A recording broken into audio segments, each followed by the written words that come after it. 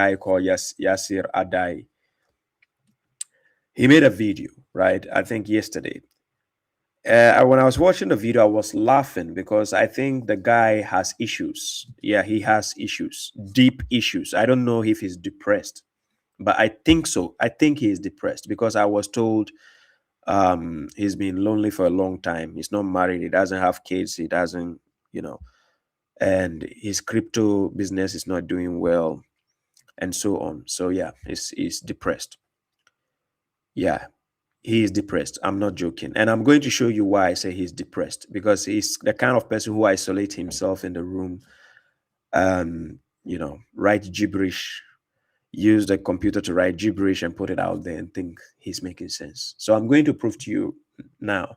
And this will be my last video on him. I don't need to talk about him again. He's just useless to me, right? I'm going to prove that to you, why he's useless. Ben Mirtazi says, Baba, what do you think of Eid, where they slaughter a sheep?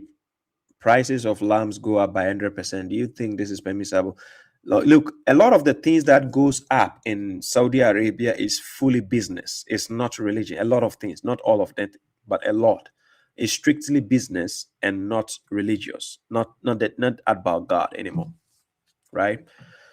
Yes, I see you, Sheikh Samsung Bimbaz Razak. Yes, I think I saw your missed call. I don't know.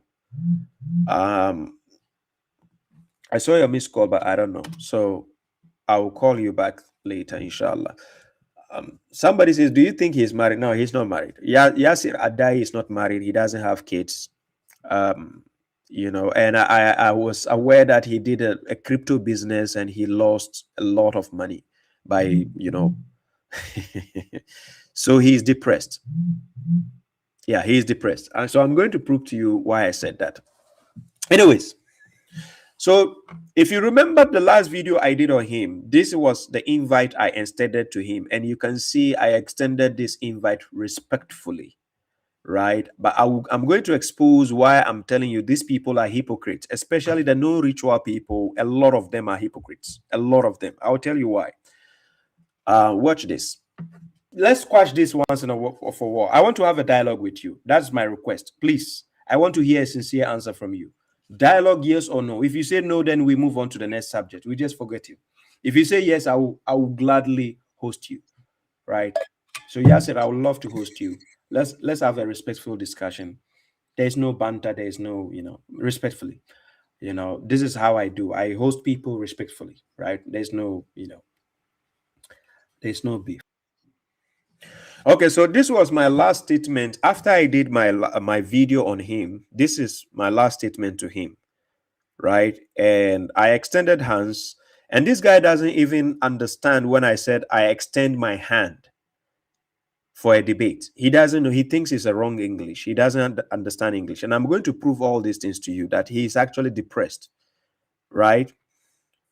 So when I said I extended my hand for a debate, he is thinking when you say you extend your hand is only when you want to help somebody.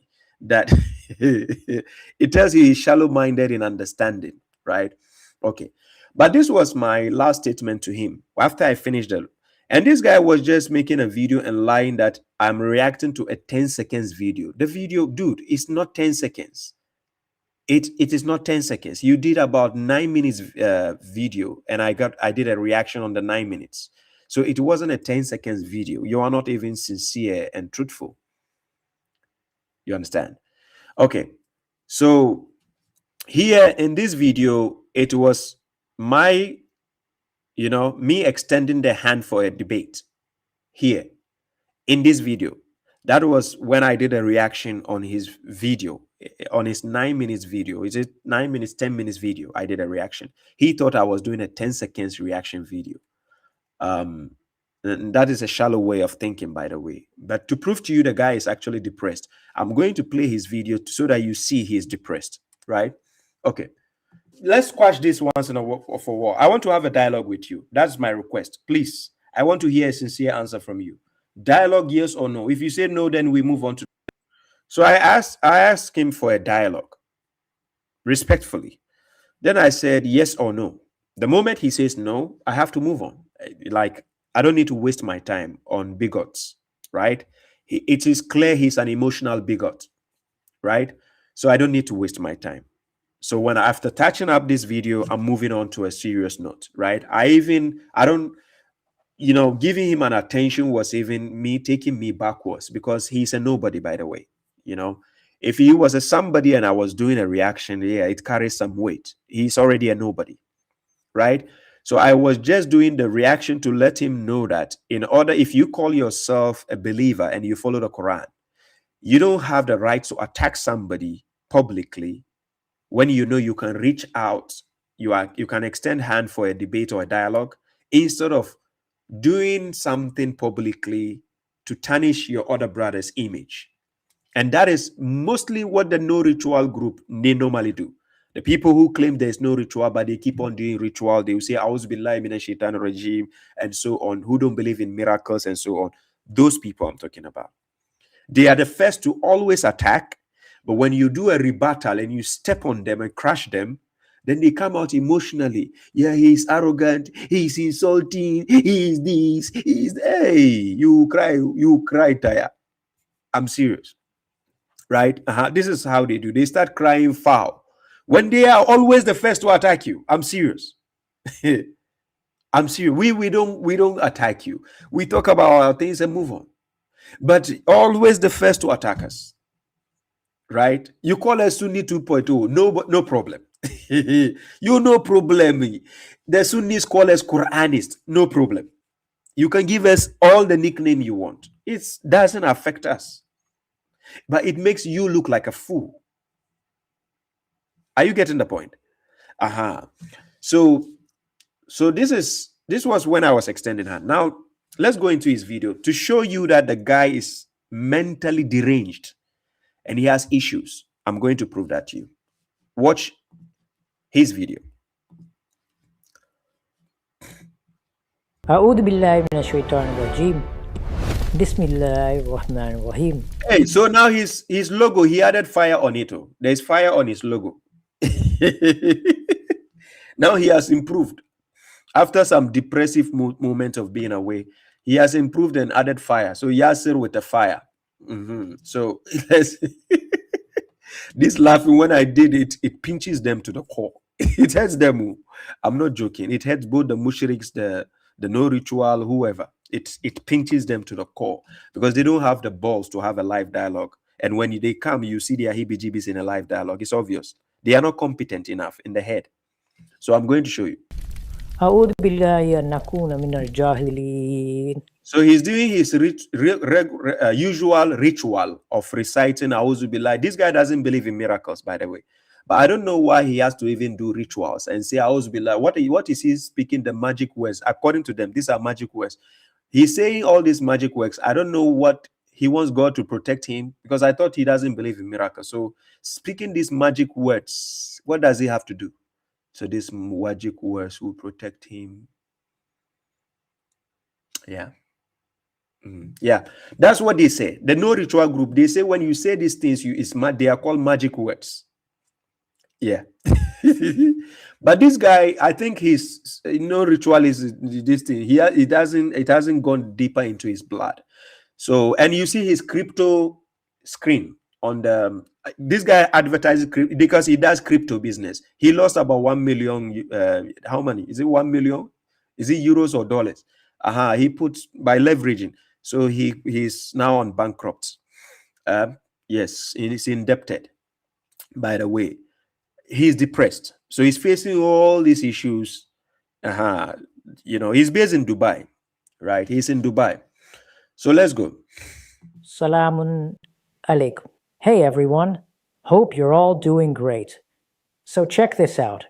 About a month ago, I dropped a video in that literally a 10-second critique about a specific Quran translation. Yes, I didn't do a reaction against you because of 10 seconds reaction of what you said. No. I was doing a reaction. The argument was built up. I don't know if you watched the live rebuttal I did against you.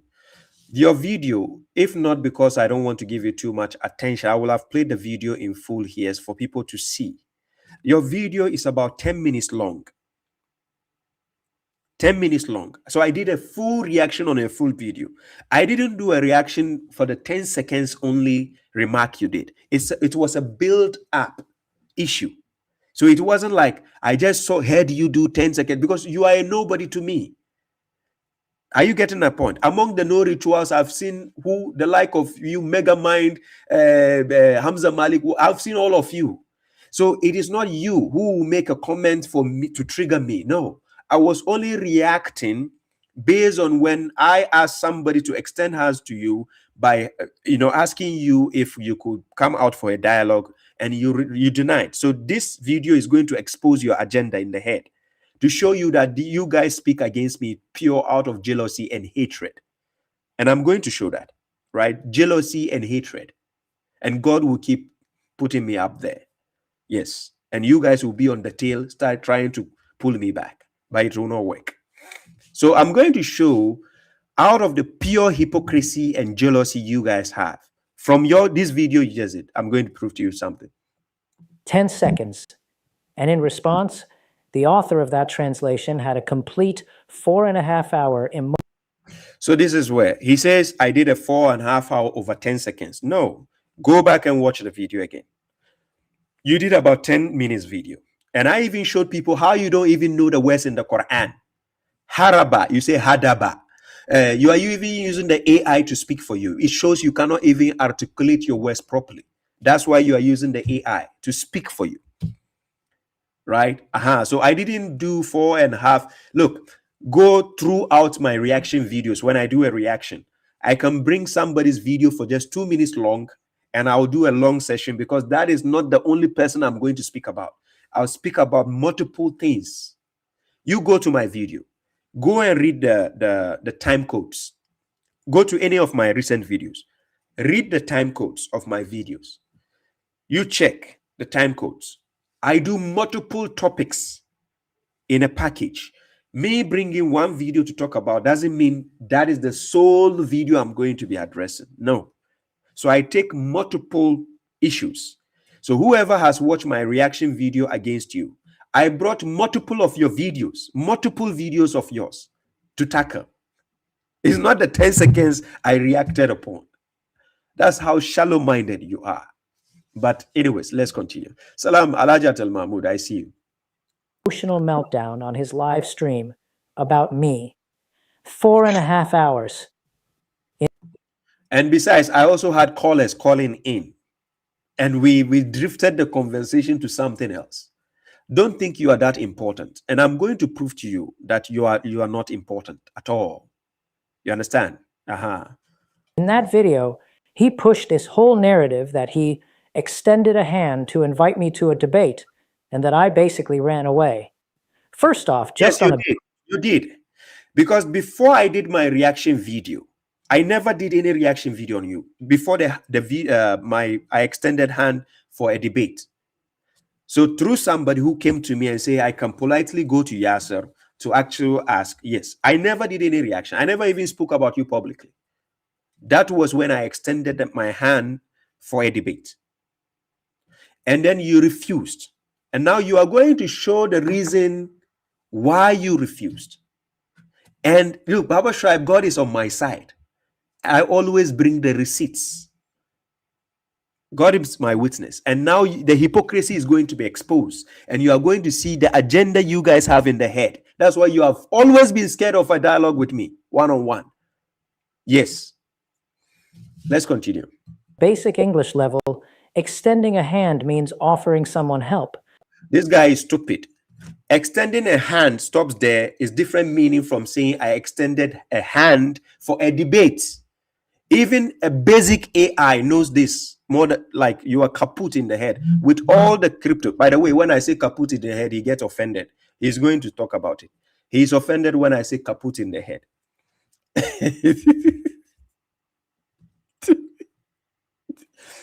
Yes, he's offended when I say kaput in the head. This guy is going to comment about that. Anyways, let's go. I'm going to show you something. Basic. This, oh my God. So guys, see this. Even the common AI knows this. Yes, so let me share this on the screen so that you see this. That even the AI knows this simply, without any issue. So, no, here, let me put it bigger on the screen. Right here.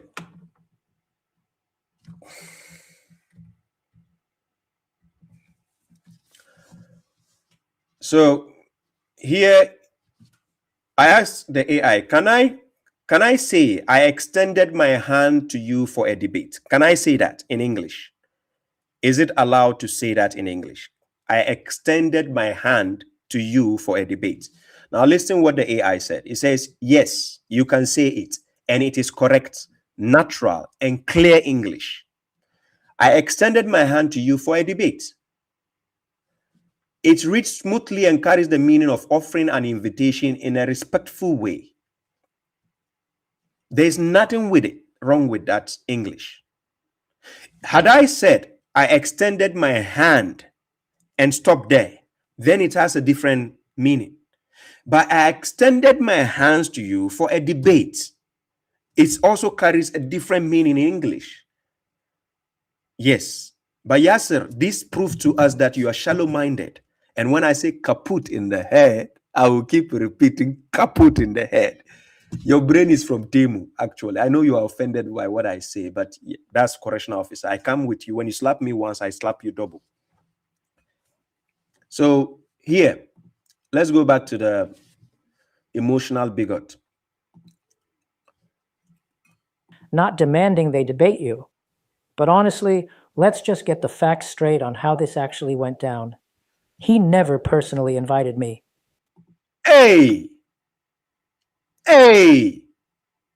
After I did a breakdown on you, I invited you again. Now you are saying I personally never invited you. Chairman, you are too small for me to come to your inbox, email you and say, hey, Yasir, boss Yasir, I want to debate you. For what? Man.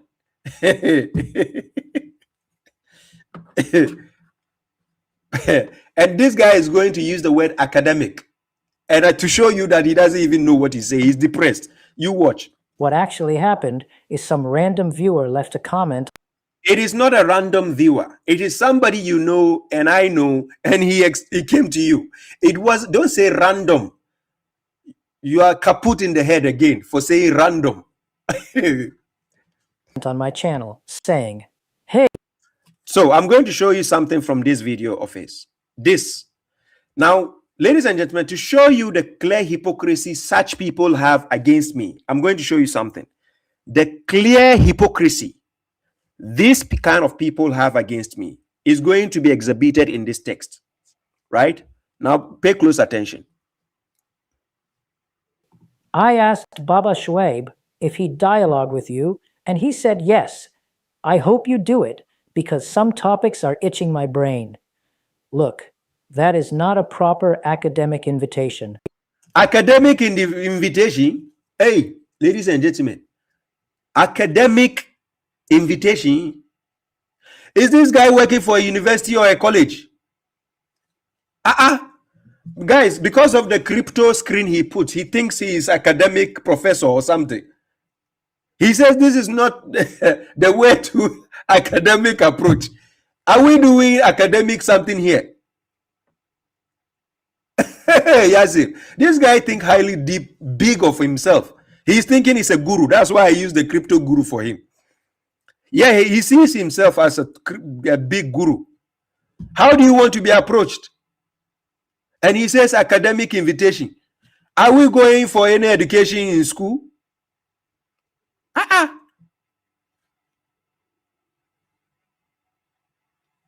How does academic invitation work? Ladies and gentlemen, please help me out. Academic invitation, how do you do it? Because the last time I remember, you have to go to some college or university to to send the letter and say, hey, professor, here is it. I want to debate. I want to debate the crypto guru. I'm sorry, I'll get you emotional. I'm sorry. It's part of me. I have to make you emotional, right? Yasir, don't worry. Don't forget about let's continue. That is a viewer trying to set up a YouTube wrestling match for their own entertainment. It was, oh my God. The guy clearly stated his objective to you. He says, I asked him if he'll be down for a dialogue with you, and he said that he's open for it.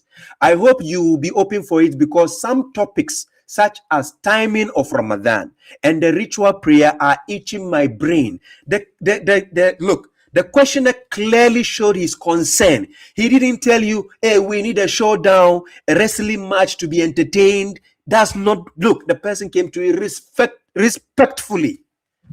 But because of your hypocrisy, because you are a no-brainer, you see your hypocrisy is being exposed. And I'm going to expose more of your hypocrisy. And after this video, I'm done on you. You are useless to me. Now, the guy even told you, he says, thanks for your videos. They are very educational. It shows you that the guy was even respecting the things you do. He wasn't somebody who is just in between, trying to be a hypocrite and then be the cheer fan. No. Oh my God. So listen to your response to him. Then you said, I have clear videos here explaining all about Salat. All 99 verses. Then he said, listen carefully what he told the person in the comment section. I respect Baba Shuaib, but you got her. He is not God. Where did the commenter tell you that I am a God or I am God? Or where did Baba Shuaib ever claim to be a God? Then he said, you respect me, but I am not God. Then he said, listen what he said. And he translated the Quran. Okay. According to me, he has mistakes in it. According to you, I don't know, based on your academic level, based on your intellect in Arabic language, based on your expertise in Arabic language, this is why the audience require a dialogue or a debate. That is why it is required. It wasn't for entertainment and say, hey, like you don't have a big audience for we to entertain anybody. What do you mean? So if the Muhammad hijabs with the 1 million followers are running away from a debate, giving their excuses that they don't want us to take their fans away, you, Yasir, which fan base do you have? And thinking, oh, you don't want anybody to steal your fan base. So yeah, it's not for entertainment. What do you mean? Then now he says, but his translation is by far, ladies and gentlemen, listen to this hypocrisy. He says, but Baba Shuaib's translation is by far one of the best translations. Ladies and gentlemen, tell me if this is not hypocrisy.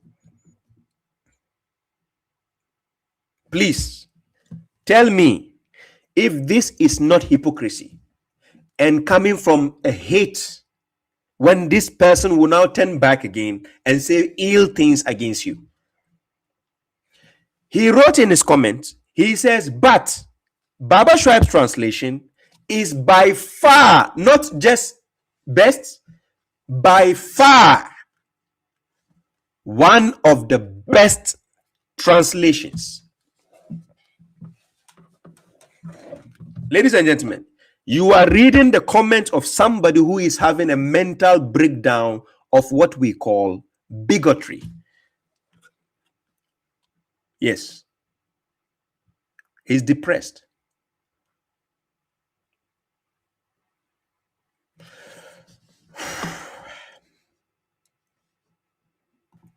Treating the Book of Allah like a spectator sport is honestly just a mockery. If he wanted a serious discussion, he should have reached out to me directly. I didn't want to be rude to that viewer, so I just politely declined. Listen. At the time the request was made for you, Yasir, I didn't have any issues with you. I never spoke about you publicly. I never even did any reaction on you. It was you.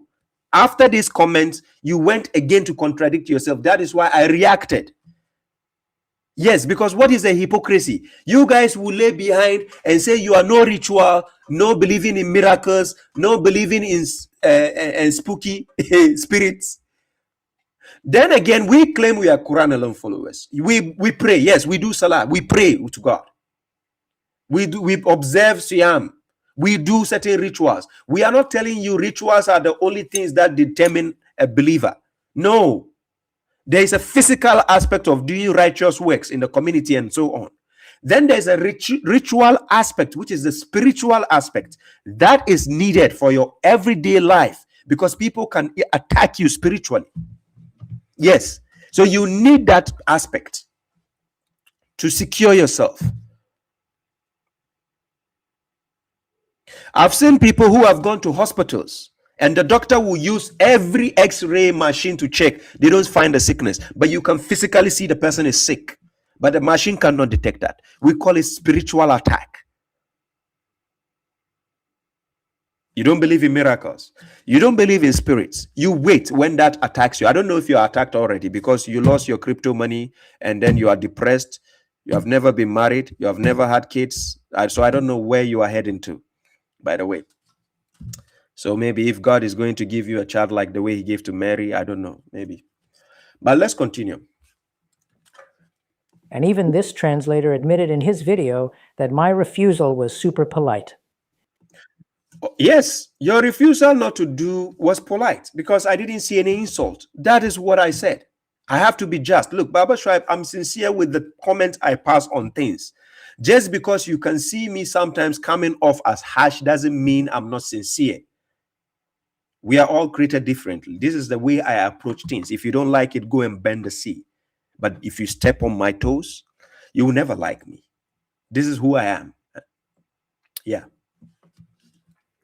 If you want to see how I handle an actual direct invite, look at another YouTuber, Muhammad from God.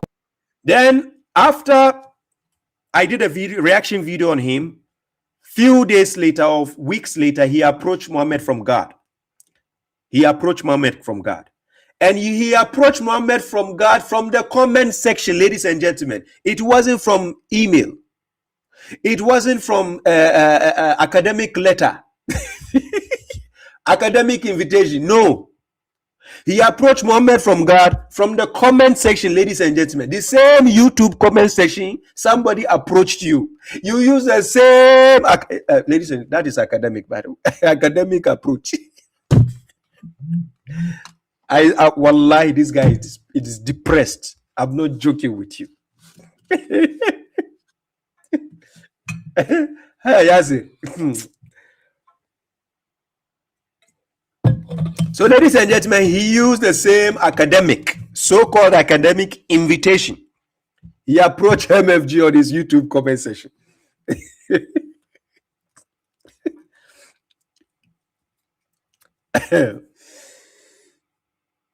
My God. The hypocrisy, it will never end. I'm seriously. The hypocrisy. Baba Shrive will bring the receipts. I'll show you the hypocrites we have around us. Right? So this guy say academic invitation. Is this academic invitation? To go on somebody's YouTube program and make a comment. And you call that academic invitation. Or are you scared of Baba Shrive? If you're not scared, it's simple. I even told you at the end of my last, I'll be respectful to you. Look, there will be no tantrums. You saw my videos with Hamza Malik when we were doing back and forth. But when we did the dialogue, did you see us throwing tantrums? Do you see us insulting each other? Do you see us, doing something naive? No, we were respectful to each other. It doesn't mean when you are far away, I'm far away, you are throwing stones from your glass house and I'm throwing back to you. Doesn't mean I'm going to do the same to you when you are in front of me. Yeah, I see you. Salam, Farah. You're welcome. This is what the emotional bigots don't understand. Just say you are scared to face Baba Shrive. That's all. Because what the vow I've made to God is, you kind of people, I'll set you up for the world to see. And I'll make you famous. And when I say I make you famous, not in the godly aspect, I'm making you famous in your hibijibis. So people will see how hibijibified you are. That's all. When I use the word kaput, he's offended. He's going to say it in this video. He's offended by what I said.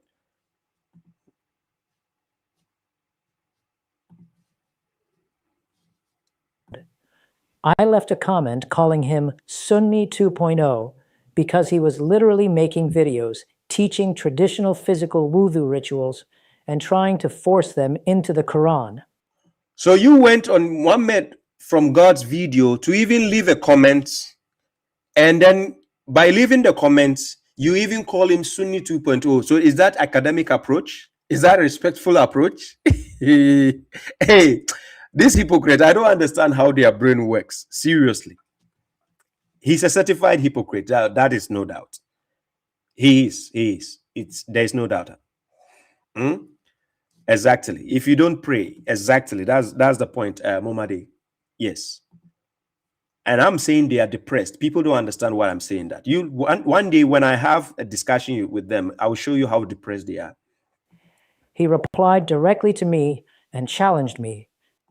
He replied to you in the comment section. In the same comment section, just as you reply to the guy who came to me and came to you, you reply the same way. So where is the academic invitation there? Please, you ladies and gentlemen, tell me, or do I have to go back to school to study academic? Academic. Hey, Yasir. Asking, are you open to a discussion, or are you here to criticize without providing answers? It was a little rude, but hey, it was a direct invite, so I accepted. I told him, let me know if you are available in 2 to 3 weeks for a knowledge-sharing, respectful debate in line with Quranic guidelines. So no, I don't dodge discussions. Hey! You don't dodge what discussion? You clearly dodge somebody on your YouTube page. You dodge it. And you gave the reason that you dodge. Now you say you don't dodge discussion? This was after I damaged you online. And then you went to Muhammad from God. Yes. And you you even went to his YouTube comment section. Oh my God. I just dodge arrogant, uncivilized behavior. Really? Ladies and gentlemen, was I uncivilized as he claimed before I invited him? Was I uncivilized? Was I even arrogant towards him at that time? No. It was after you declined, you did everything, you went to say the gibberish somewhere. Then I gathered your videos to do a reaction. I don't want to give you more importance, but if I have to go through your videos, I will show people how bozofied you are in the head. And the word you don't like, kaput. Yes, you are kaput. I'm serious. You are depressed. This translator claims to be a Quran alone researcher. But look, holding on to the same classical sectarian dictionaries to protect your brand doesn't make you a pioneer. Please, Yasir, you are not a native Arabian speaker. Like I said, last time when I was saying, oh, where is he from? Is he from Sri Lanka? This guy got offended by that. He calls it racist. Ladies and gentlemen, if I'm asking from the country somebody is it called racism? Hey, this guy says it is racist. He says I'm a racist person to ask where he's coming from. Hey, my God. This guy doesn't know that I have people from Asia, Africa, Europe, Americas watching me. When in my videos have I ever been racist? Hey, my God. This because I'm asking whether he's from Bangla or Sri Lanka. He says I'm racist. You will see it yourself. I don't understand. Hey. It just makes you Sunni version 2.0. No problem. It's okay. Sunni 2.0. No problem. It's okay. And if you want proof, just look at how he talks. He spent hours throwing out middle school insults, saying things like kaput, nothing. Kaput means destroyed, ruined, something which is damaged, gone. Kaput is a Russian word, kaput. Okay, so if I say you are kaput in the head, I'm using a figment of speech based on the context in which we are talking about. You are kaput. Ladies and gentlemen, is that an insult? The word kaput, you are kaput. Please put the word put the word kaput and ask the AI whether it's an insult. Hey! So, the head and no balls. Using when I say you don't have balls for debate, is that an insult? When I use the word, you don't have balls for debate, is that an insult, ladies and gentlemen? And if you make a weak argument and I say you are kaput, is that an insult? He says I'm using middle school insult. Hey, my God. So that's an insult? I was even polite with you. I never used the aggression I used against the mushriks when I was doing the video is still on YouTube. Please, if you didn't watch it, go and watch. I did Crypto Guru. He's called the Crypto Guru, by the way. Ad hominem attacks because you can't logically dismantle a root word argument. That's the furthest thing. Ladies and gentlemen, he didn't watch the so-called 4 hours video. I dismantled you. I even show it's clearly using ha raba. You say hadaba. I clearly shows one har. It means nahar. Nahar with a ha, not ha. You say it means day. I showed all the grammatical errors and the root word errors you had. And I asked you a clear question in the video that come and show us which dictionary you are using. That is all argumentative stance to come and prove logic and knowledge to the people. I don't think he watched the video. He just skimmed through my videos. He just skimmed. He didn't watch the videos. I'm serious. Hey! Thing from Quranic behavior. It's literally just the language of a cornered ego. Okay, you see, he said this is a cornered ego. He is going to end up calling me a fool. You watch the words he's going to use. Oh yeah, I forgot. He was trying to find out my origin, if I am from Bangladesh or Sri Lanka or somewhere, as if that got anything to do with root word study. Simple. You could have Googled me or asked your Hey, this guy is now famous, so he says I could have Googled him. He sees much importance on himself, as if he's Muhammad Hijab. So I have to Google him. He said I should have Googled to ask the AI about him. Okay, so now it makes sense why he uses a lot of the AI. Yes, it's true. I should have used the AI to ask. Yasir. Yasir, I'm sorry if I'm offending you. I'm sorry. Eh? So it's true. I should have used the AI because this guy uses AI a lot. You know, when he's speaking, even the AI edits his voice because speaking is difficult for him. So he uses AI to speak for him, right? No, he speaks. It's not like he's dumb. No, he's not dumb. He can speak, but you know he cannot articulate the words properly. So the AI has to help him to do that. So even if this video he did, the AI helped him. AI about me. When you are searching, just don't forget the macron. The macron on the word Yasir, he's advertising his name. So ladies and gentlemen, he's telling you if you are searching him, when you put the Y, the A, don't forget to put the macron on top, right? Don't forget. He's showing you how to search for him, right? Not this guy, this macron. But you didn't have to act a fool. So he says, I acted a fool by not searching him like that. I didn't want to give you any importance to actually search you as if you are an academic scholar or something. What should I be searching you for? Yasir Addae. Search you for what? Oh, come on. People know you. I just need to ask 1 or 2 people and I know you. I don't need to search anything about you. Okay, no problem. Apology. Eh? I will search for you next time. Don't even use your brain cells for simple things.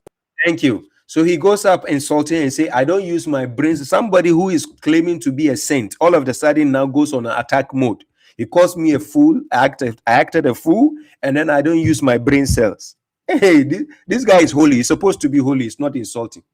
Things like this. But you got the audacity to insult others. Being arrogant and racist and playing it. Hey! He calls me racist.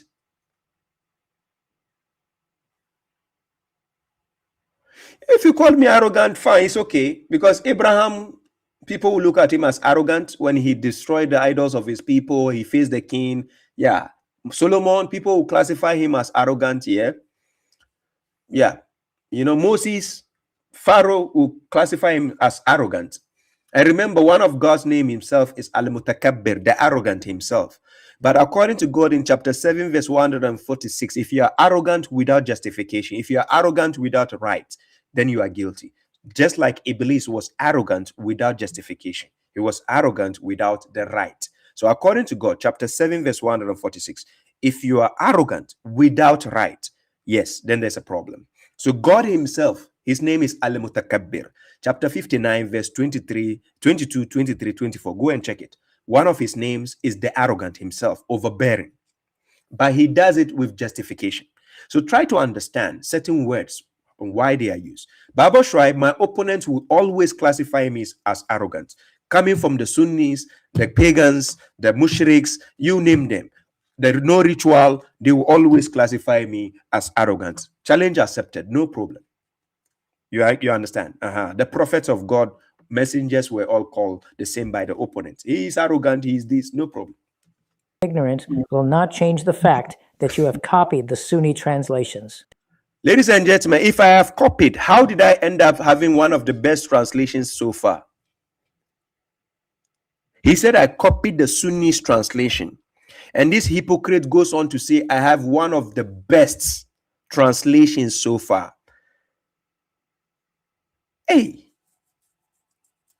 ladies and gentlemen, because if I have copied from the Sunnis, and then you say Baba Shuaib has one of the best, I don't need to take credit for it. You should say the Sunnis have one of the best translations. Is that not logical? Because if you say I copied from the Sunnis, look, I'm going to show you his hypocrisy. He is going to give ratings. Somebody who has never translated the fully translated Quran, he is going to give ratings and he's going to give me 0. Kaput. When I laugh that like this, correctional officer laughed. It burns them to the core. Let's continue. It's wild because the Quran actually diagnoses this exact psychological state. When the Creator told Adam, "Do not approach this tree, la taqraba hadhihi shajara," he clearly said that God told Adam, do not approach this tree, the word tree. So listen. he wasn't talking about a literal apple tree. But who mentioned apple tree in the Quran? Did God say apple tree? So he says not literally apple tree. So he's going to tell us the meaning of the tree. If you track the Arabic root of sajara across the text, it physically... When has this guy ever done a video to show you where he'd get the root meanings from? Where does he get the dictionary, the meanings? Because he's not a native Arabic speaker. This was the point I was trying to prove in my last video, that you are not a native Arabic speaker. So where do you, even if you go to the root meaning, no problem. Trilateral root word. Okay, how do you find the meaning of the word? You are not a native Arabic speaker. Even the natives must depend on encyclopedia or dictionaries. So you not being a native, and you say we should go to the trilateral root word. My question to you is, where do you get the meaning of the words? You bring them. Correctional officer will examine you till you recover from your heebie-jeebies. I'm serious. means a tangled web of dispute and ego. That 4-hour video, that is the sajara. Did you even watch Yasiri? Did you watch my 4 hours video, or you didn't watch? Did you skim or you watched it?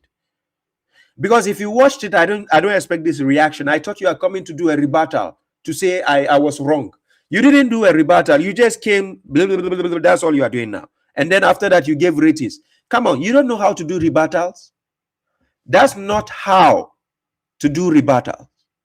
So I'm going to show you till the end of this video. He never did any rebuttal. He just came to give ratings of translations from somebody who doesn't have a translation of the Quran.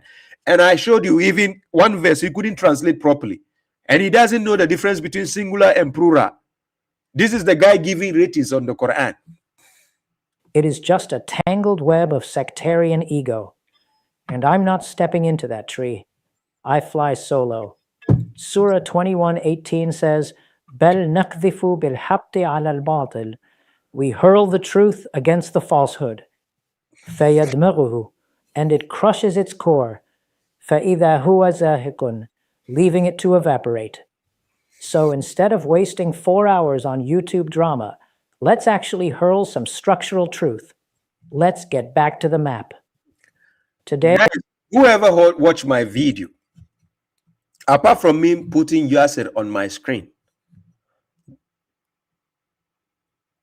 you realize that you benefited a lot from understanding bozos like this, trying to lie to people about Arabic translations in the Quran. When you watch my video, I did the reaction on him. You understand that he doesn't know anything about Arabic language or the Quran. Nothing. Please, if you have not watched the video, try your best to watch the video. Then you understand where I'm coming from. Hey, salam to you, my dear brother Imran. You're welcome. Long time. I'm serious. If you want to understand that these kind of people have no idea about how the Quran works, try to watch my rebuttal video on him. You understand why he's having this mental breakdown here. Yes. You're welcome, Imran.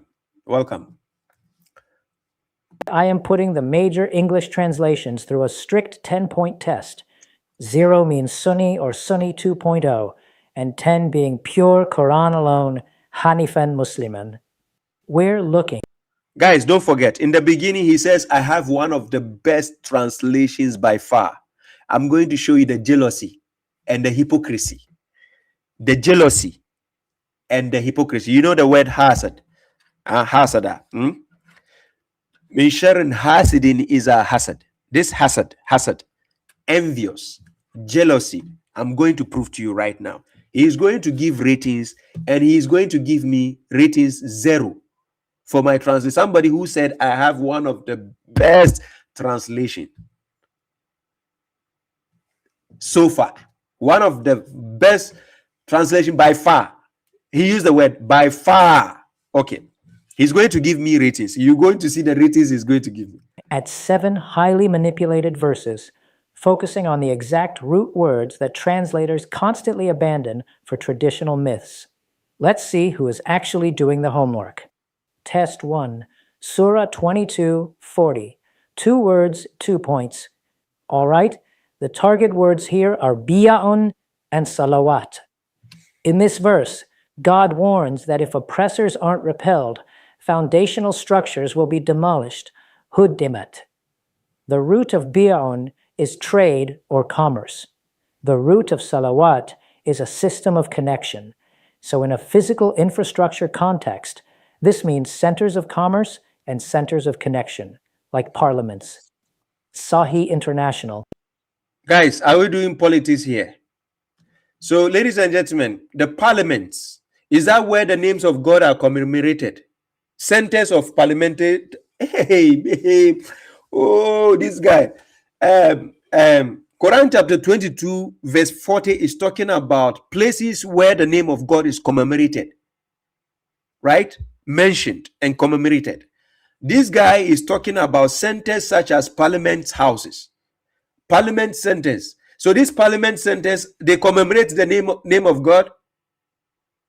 That's where the names of God are commemorated. Hey, Yaziri, it's too bad you don't want to have a dialogue.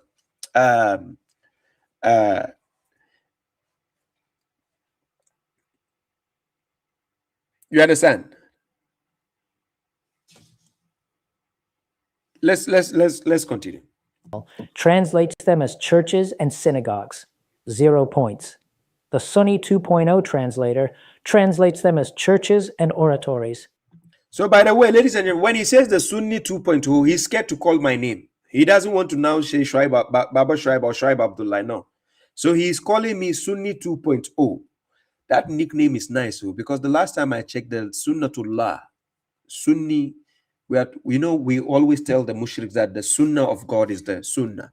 So Sunni 2.0 is a nice name. No problem. But Crypto Guru is giving me a nickname, Sunni 2.0. Okay. He totally abandons the roots just to keep the religious building myth alive. This guy thinks in Arabic, just because a word comes from a particular root word, that means the meaning has to stay where it is. That's how he thinks. He doesn't know that in Arabic you have prefix and then the affix and the prefix. As the word is evolving, then the meaning is being modified. So I'm going to show you something. In Arabic language, take the word hikmah. You see the word hikmah, take the tashkils, the harakats, the tashkils, take it off. You see that fatah, kesra, dumma, take it off. You see the word hikmah. The moment you take off the tashkils, it can stand for hakama, it can stand for hikmah, it can stand for hukma. Look, the meaning will keep changing. So the tashkils, the harakat you put on top, it evolves it in meanings. Just like when you have a seed, you plant it to the ground, it germinates, it sprouts, the root spreads, then the stem comes out, then the branches start evolving, then you start having, the fruits.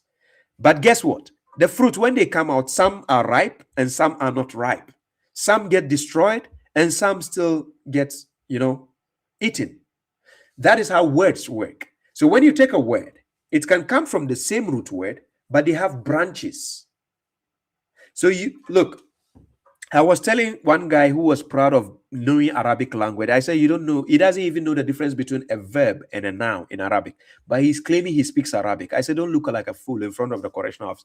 Speaking doesn't mean you know the language. Go to UK, go to Britain, go to London. You will see a lot of people who speak English language, but if you give them pen and paper, they can't write perfect English. I'm not joking with you. They cannot write even one sentence with a perfect grammar. They can't. So just because you speak something doesn't mean you know it. So when we come to Arabic language, when we say root word, the root word is only there to give you an idea of where the word evolves from.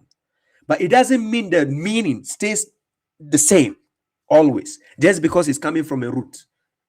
You have to understand how the etymology of words work. If you don't know all this, translation becomes very difficult. Just like this comedian here thinks that he can just, he doesn't know Arabic, but he can just go to the dictionary and say the root word is ha-ra-ba. So that means it means a parliament, place of parliament. Look, if you take these kind of people as counselors to be your counselor, you are in a deep shit. I'm serious. This guy who uses the AI to talk for him. Hey, let's continue. 0 points. Sam Gerrans, he gets bia on right as trade, but he translates salawat as abstract duties. Guys, you cannot physically demolish a duty. He forces his theory and misses the physical context. 1 point. Shabir Ahmed defaults to places of worship. Edip Yüksel. Edip actually perfectly understands the infrastructure here. He uses markets and support centers. 2 points. Test 2. Surah 3968. 2 words, 2 points. Asuri and Saika. This brings us to one of the biggest translation failures in Islamic history, the myth of the magic trumpet. If you open almost any of the mainstream English translations, Surah 3968 says an angel will blow a horn or a trumpet, and everyone in the heavens and earth will fall dead. First of all, the Quran explicitly... So let's go to the verse he's talking about. To show you again, this guy sometimes has no idea the kind of things he talks about. Let me show you something.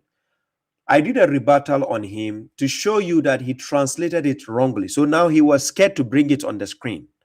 So now to show you that this guy is actually mentally depressed and he doesn't know what he's talking about. So let's go back to the verse. This is the same verse I did a rebuttal on you, Yasir, to prove to the people you don't even know basics in translation. Do you get the point? So now check. This is the verse. The horn will be blown. Then whoever is in the heavens and whoever is on the earth will be stunned, except whom God wills. Then it will be blown again, and then they will be standing and looking. This is the word sentence. Please, ladies and gentlemen, tell me if what I just read doesn't make sense to you in English. Please tell me what I just read here. Does it mention the word angel in this verse? Does this verse tell you everybody will be stunned? God gave you exception, except. So there could be a possibility not everybody will be stunned. Do you get the point? Because the angels are still in action also. Right? Okay. And the horn will be blown, then whoever is in the heavens and whoever is on the earth will be stunned. Then except whom God wills. Then it will be blown again, and then they will be standing, because meaning they will get up, standing and looking. That is the day of judgment. This guy, I did a rebuttal on him with this verse to show you he couldn't even translate this verse correctly. And he doesn't know the difference between singular and plural. This same verse, he doesn't know. He brought back the verse again to say he's going to give ratings. Ladies and gentlemen, somebody who couldn't translate one verse from the Quran, he is now putting our translation like a deep Yuxel and the top translators of the Quran. He is putting our translation out there and saying he is giving us ratings. Tell me if this guy is not mentally deranged or depressed. You tell me.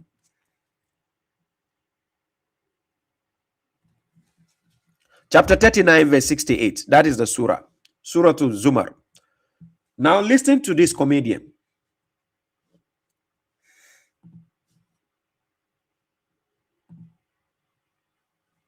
States the dead cannot hear.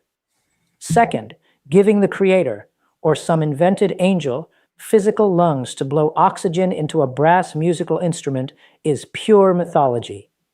So El Musawwir means a trumpet player or saxophone player? No, stop. It's drawn straight from the biblical shofar and injected into the hadith. Let's look at the actual Arabic roots. The word they translate as trumpet is asur. This root means to form, to shape, to fashion. He did the same bozofied reaction again in the previous video, and I came to correct this stance to show this guy that that is not how Arabic language works.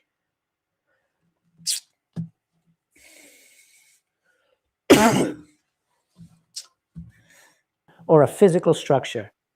And the verb used is nufikha. Notice the grammar here. It is in the passive voice. It literally translates to it is breathed or it is infused. The text deliberately does not say Allah blew or an angel blew. It is describing the triggering of a universal systemic law. Now I want to be completely transparent. In a previous draft, I translated the pronoun fihi in this verse as plural to make the English flow better. Do you hear what the heebie-jeebies is talking about? He translated the fihi, which is a singular pronoun, he made it plural to make the translation flow better. These guys, they just go with their whims and desires. I'm serious. They just go with their whims and desires. That's all. Something is singular. You made it plural to make the translation flow better. You tell me if these guys are not depressed. A viewer actually caught that and corrected me, pointing out that the John goes, yes, salam to you. Pronoun he is strictly singular. And you know what? That viewer was 100% correct. I hold myself to the exact same strict standard I hold the traditionalists to, so I will always own my mistakes. Treating a sore as a singular collective actually makes the systemic argument even stronger. It means we should translate it as the structure or the form. So the grammatically perfect translation of 3968 is listen to the English he's using. The grammatically perfect translation from somebody who has never translated the full translated Quran. I'm serious. From somebody who has never translated a fully translated Quran. He's saying the grammatical perfect. Hey! this. And breath is infused into the structure. Infused. And whoever is in the heavens and the earth will fall. Ladies and gentlemen, please, after I gave him some lashes, do you remember when he did the translation, I came to show him the heebie-jeebies he did. He went and changed that translation. Please, if you didn't watch my video, the reaction I did on him about 3 weeks ago, go and watch the video. He quoted chapter 39, verse 68. He gave a different translation. After I gave him some whiplash, now he brought another translation of the same verse. He brought another one. He says, and breathe is infused into the structure, and whoever is in the heavens and the earth will fall unconscious, except whoever Allah wills. Then it is infused into it another time or once again, and suddenly they are standing up looking around. What heebie-jeebies is this? Now, ladies and gentlemen, when you read this, tell me if this makes sense. What kind of translation is this? And breathe is infused into the structure. Please, which structure? Is it the house building structure? Is it the pillar? Hey, Yasir. Hey, Yasir Addae. Yasir Addae. Salam Elliot, you're welcome. I'm serious, Imran Khan. Yes. Afala yatadabbaruna al-Quran. Yes. Salam to you, Simon 639. Yasir Addae is not serious. I'm serious. He says, and breathe is infused into the structure.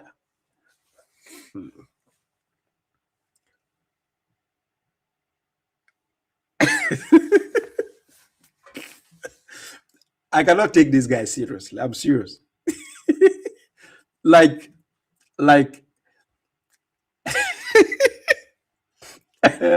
yes, D45, yeah, D47, yes, that's what we get here. This is Yasir Addae. Yes, Yasir says I should Google him. I'll find who he is. The crypto guru. That's what I'll find about you, crypto guru. Hey, I asked. Okay, I'm not extending hands for dialogue because you refuse. You say you are not going to do. So it's okay. I'm wasting my time. When I'm done with this reaction, I'm not going to do any reaction. Actually, apart from this guy, Asim Al-Hakim, if you want to laugh, please watch this guy's video. Right? Apart from Asim Al-Hakim, the I drink beer guy. Apart from him, among the Sunnis, if you want to actually laugh properly, you can watch this guy, Yasir Addae. He will give you a very good laugh. Unconscious, except whoever Allah wills. Then it is infused into it another time, or once again, and suddenly they are standing up, looking around. Sahih International and Sunni 2.0 all force the mythological horn or trumpet and fail the test. 0 points, Sam Gerrans, Edip Yüksel, and Shabir Ahmed. They still use the trumpet, but they do correct the second root word, sa'ika, translating it correctly as unconscious instead of falling dead. 1 point each. Test. This guy, guys, this guy is giving me, is it migraine or brain migraine? Or he's sitting down giving ratings. Oh, my this thing went off. My TikTok went off. What happened? You must be out of your fucking mind if you think I'm... My TikTok went off. What happened? How did it go off? Please show me the resume. Yeah.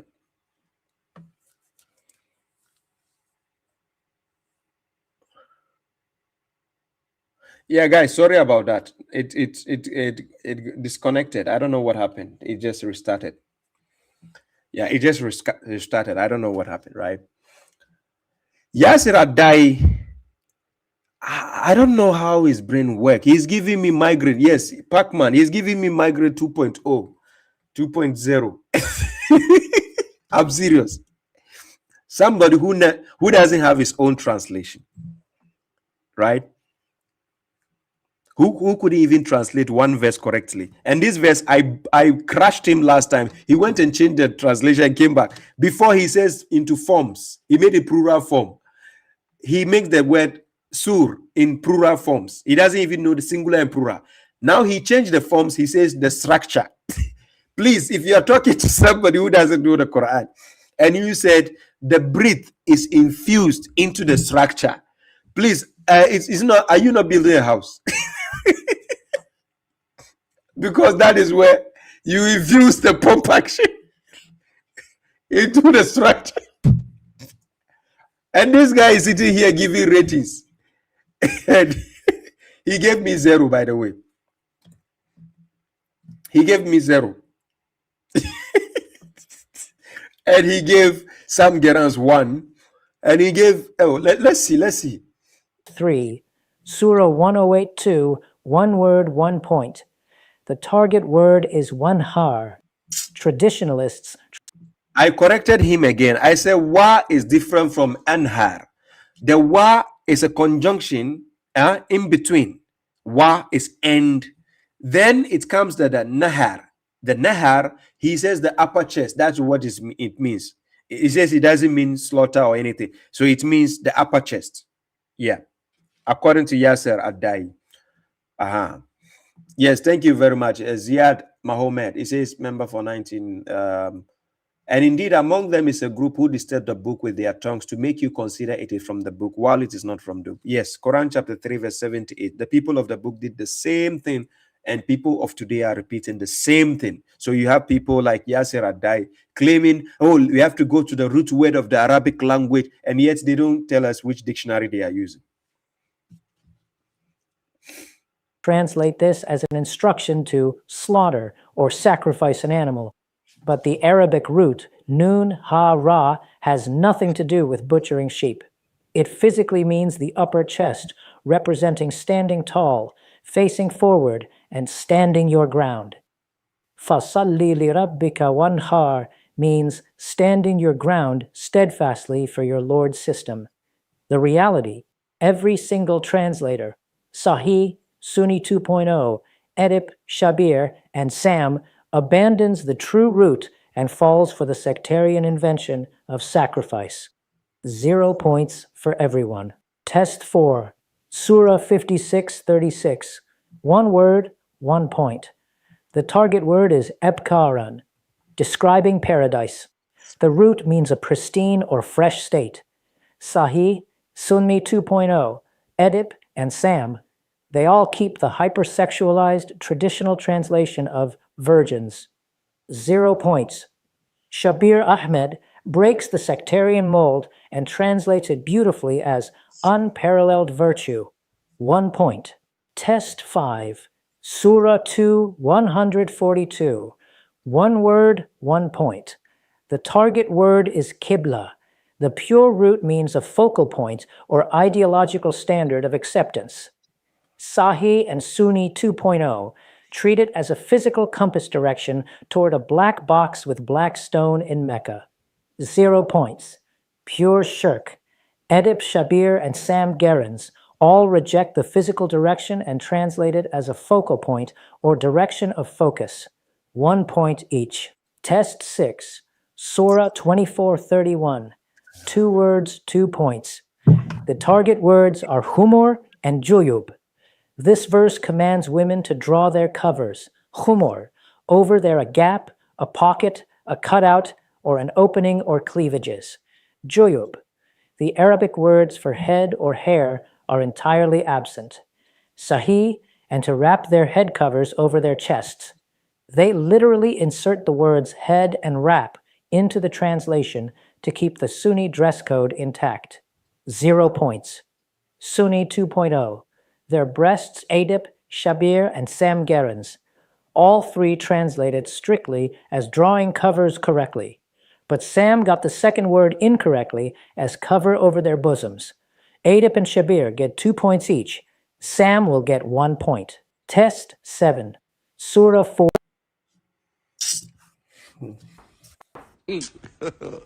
God have mercy upon us.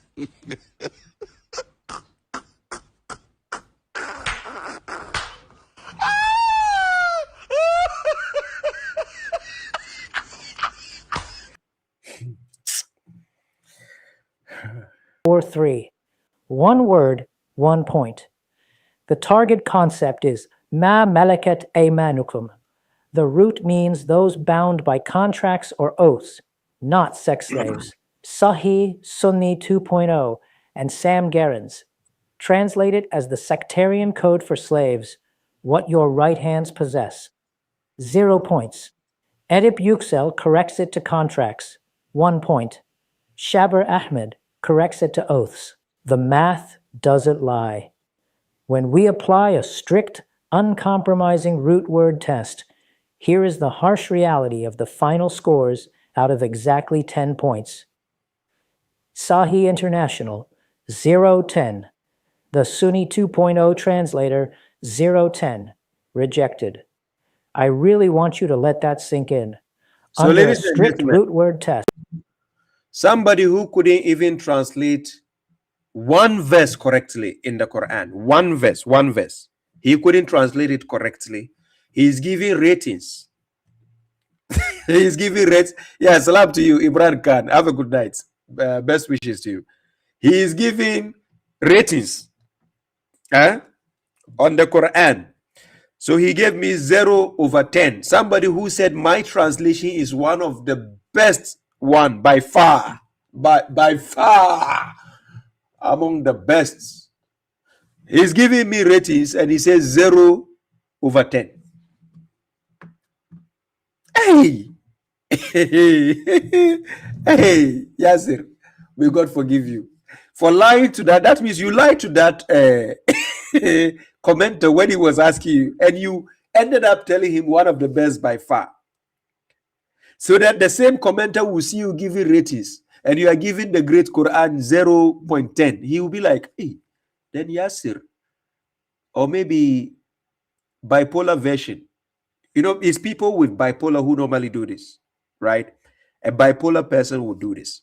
Will say something here and then react something. Then you'll be like, what is this? So that's bipolar. I'm sure he has bipolar. I'm serious. I'm not joking. Yes, I'm not joking. He as if he has any authority to be giving it. That is what's surprising me. I don't understand who put him in the position to be giving ratings to people. But then I came to understand that it is the AI doing, because that is not Yasir sitting down. It's obviously AI. AI is giving the ratings. Hey, okay. his translation scores the exact same 0 as Sahih International. His foundation is entirely traditional. He keeps the trumpets, the religious buildings, the virgins, the animal slaughter, the physical Qibla, the right-hand possessions, and the headscarves. Sam Gerrans, 4 out of 10. Shabir Ahmed, 6 out of 10. Now, you might look at those scores and ask, if the highest is only a 7, why do I still respect Sam, Shabir, and Edip? Because honestly, they are true pioneers. Yes, they have sectarian blind spots, but look at what they did get right. They destroyed the physical Qibla, they removed the headscarf brackets, and they exposed the slavery myth. They actually try to follow the rules of translation. Anyone who attempts the grueling work of applying root words is miles ahead of the Sunni 2.0 crowd who just act like arrogant gatekeepers, copy-paste traditional myths, and insult people for 4 hours. As for 3968, it's not a magic trumpet. It is a universal biological reboot, a sudden loss of consciousness, a system-wide power down, followed by a divine surge of energy that reboots the structure. When you drop the sectarian dictionaries and read the map using the roots, the text speaks with flawless scientific logic.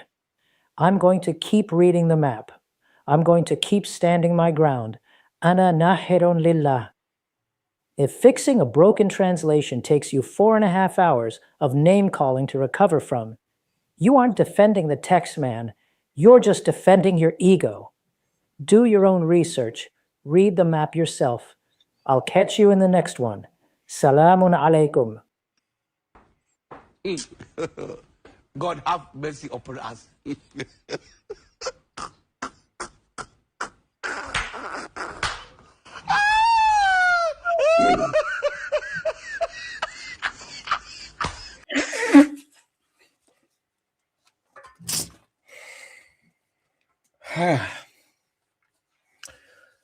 Ladies and gentlemen, this is where I close the chapter of Yasir, the crypto guru Addae, the emotional bigot.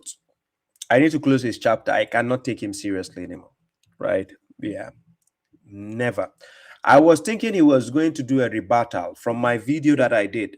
The one he claims I did for 4 hours. I was thinking he's going to do a rebuttal for anything I spoke about, the verses I brought that he spoke about, the lies, the mistranslations.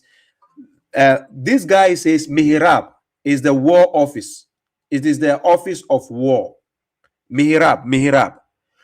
He says it is the office chamber. Is a war chamber, war chamber. Hey, Yasir.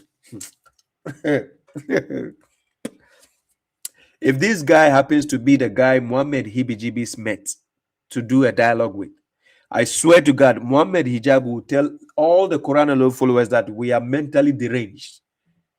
I'm serious. If this guy happens to be the guy like Muhammad Hijab will get to talk to, Muhammad Hijab will boldly stand in speaker's corner and tell all the Quran followers that we are mentally deranged. I'm not joking with you. This guy. I rest my case. Yasir, by the way, I am not racist. Oh, you say I'm a racist. I'm not racist. I never looked out on your people. Neither did I say, I never insulted Bangla people. I never insulted Sri Lankans. I don't know where you got the racism from. Where did I mention even anything, a notion of racism there? Hey, my God. Oh, Yasir, it's okay. Ladies and gentlemen, now we have the challenge the Quran session, right? Let me bring up. We are done with Yasir, right? I don't need to take him seriously anymore, right? We are done with it. I thought he was going to do a rebuttal. He put my picture on the thumbnail and everything. I thought he just emotional breakdown. He just came to give ratings. Somebody who is giving ratings and he doesn't have his own Quran, right? He doesn't even have his own translation. And one verse he couldn't translate right? He doesn't know the difference between singular and plural. And he doesn't know how pronouns work in Arabic, right? So why should I take such a person seriously?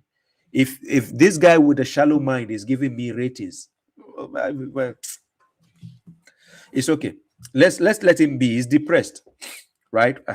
Hey, keep dealing with the crypto. If we need some knowledge about crypto, we come to you, Yasir. Okay. If we need to know, I know you let people lost like 1 million euros or dollars. So I think you are even the wrong teacher when it comes to crypto. We don't need to come to you. Please, if in terms of crypto, find somebody who can help us, right? Yasir. Your AI, maybe your AI can help us, not you. Let's continue.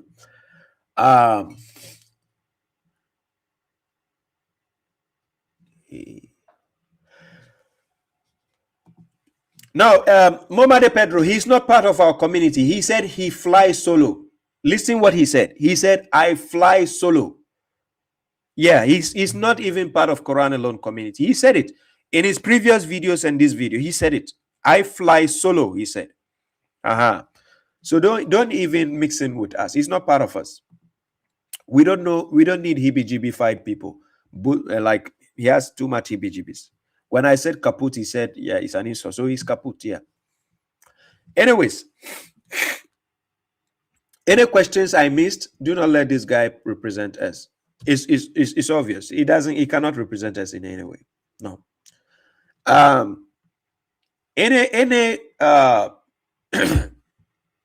me see.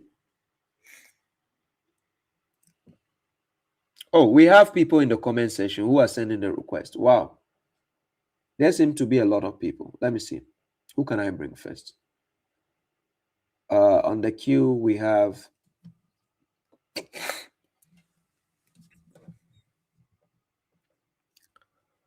Thank you very much. Nazil Kawaja. I love you too, bro. I appreciate you. God bless you. Guys, by the way, it's almost 1 week, right? It's 1 week gone. We got for the Kirby family, we were able to get like 40%, right? So please, let's show, yeah, just a second, brother. Let's show the support.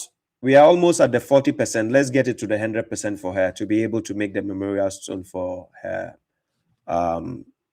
late sister, right? Let's show some support, right, to the Kirby family. You can see on the, is it on my right hand, the QR code? You can scan it. Please donate and help out, right? And help the dear sister make this a memorable thing for the family, right? We appreciate to all those who donated to the cause, right? That is it there. And towards the end of the month, I'll be doing a charity feeding program in Ghana, right? Towards the end of the month. You know, as usual, we are in the sacred months. According to the Quran, we are still in the sacred months, starting from Ramadan, Shawwal, Zulqa'dah, and Zulhijjah. We have 4 months consecutively. So we are in the sacred months, right? Sacred months.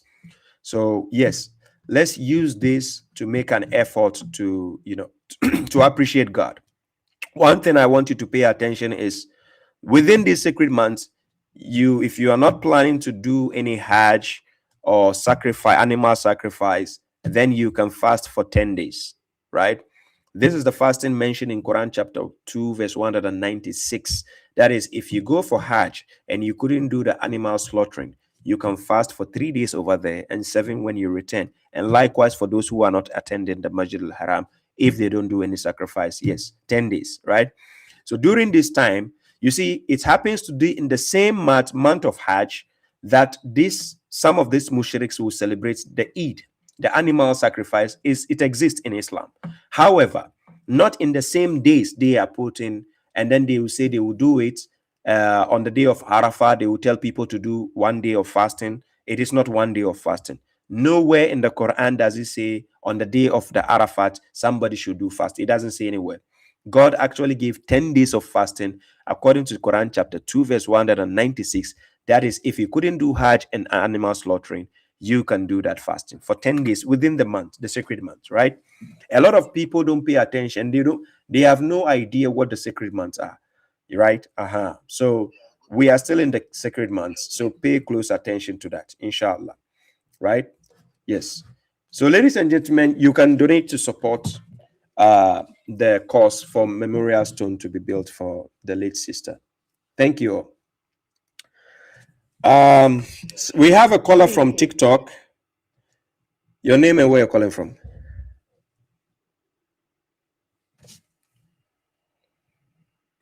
Hello? Yeah, I am Origins and Can you hear me, brother? Hello?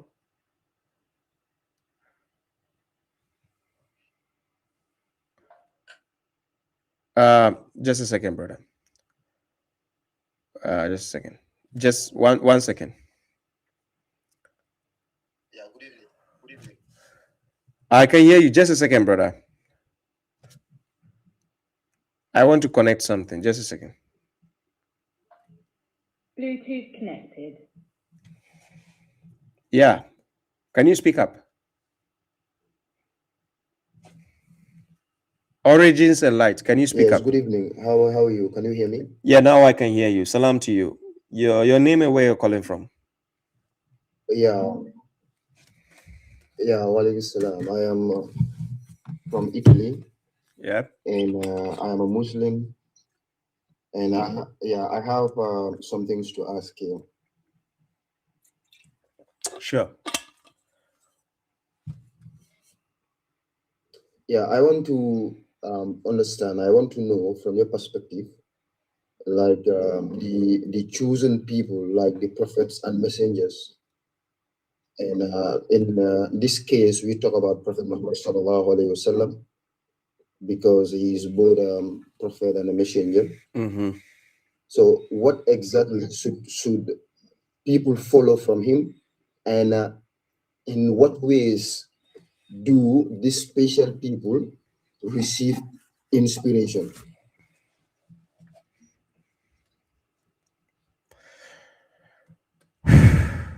Special people, as in you're talking about the Quran, or special people in which context? Yeah, as in religion. Yeah, in religion, like if we are all Muslims, or if you are a Muslim or any other religious person, we know, like human beings, there are some group of people, like the special ones, who God choose to deliver message to them, that they should guide the rest of humanity. Like in a special case, like Prophet Muhammad sallallahu alaihi wasallam, he is a special human being who was chosen by God, and he gave him a message. So I want to understand this kind of special people, how did they receive inspiration, or what are the forms of inspiration, and what form of inspiration should we follow from them? Okay. First of all, it is not for God to speak to a person. He speaks to us through inspiration, right? Behind a partition by inspiration, according to Quran chapter 42, verse 51, right? But when it comes to guiding the people, for instance, in Quran chapter 7, verse 181, God says, "And among those we created is a nation, a group of people guiding to the truth, and by it they do justice."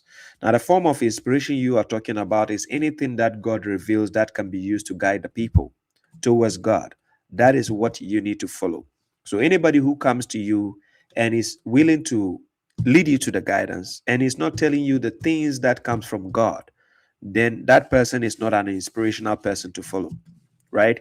So anything you have to practice towards God has to be something of guidance that God has inspired the people to tell you. So for instance, in Quran chapter 2 verse 38, God says, when guidance comes from him to you, if you follow it, you will never fear nor grieve, right? So in such a context, this is what has to inspire you, and this is what you have to follow.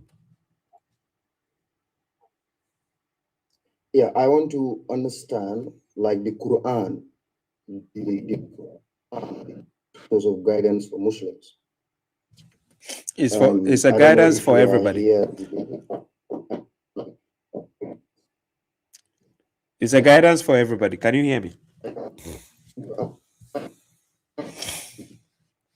Your sound is not good. I cannot hear you well.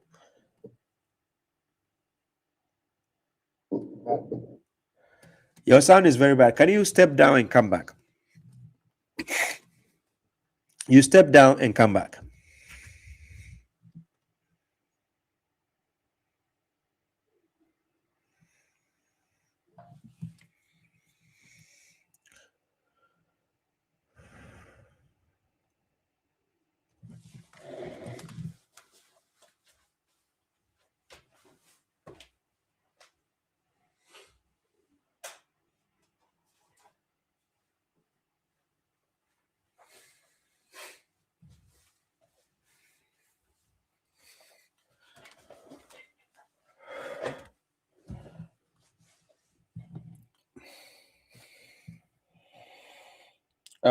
Okay,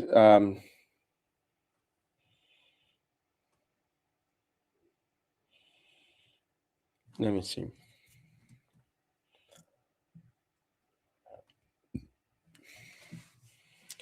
Origins and light. You have to send me another request again and come back. Your network was not good. I don't know. When you were talking, I couldn't hear you clearly, right? That's why. Mintazar Kadim says, Salam, I love your work. Can you talk a little bit about your journey on studying the Quran? I think I have a video on such, right, on my journey. I have a video on such on my YouTube.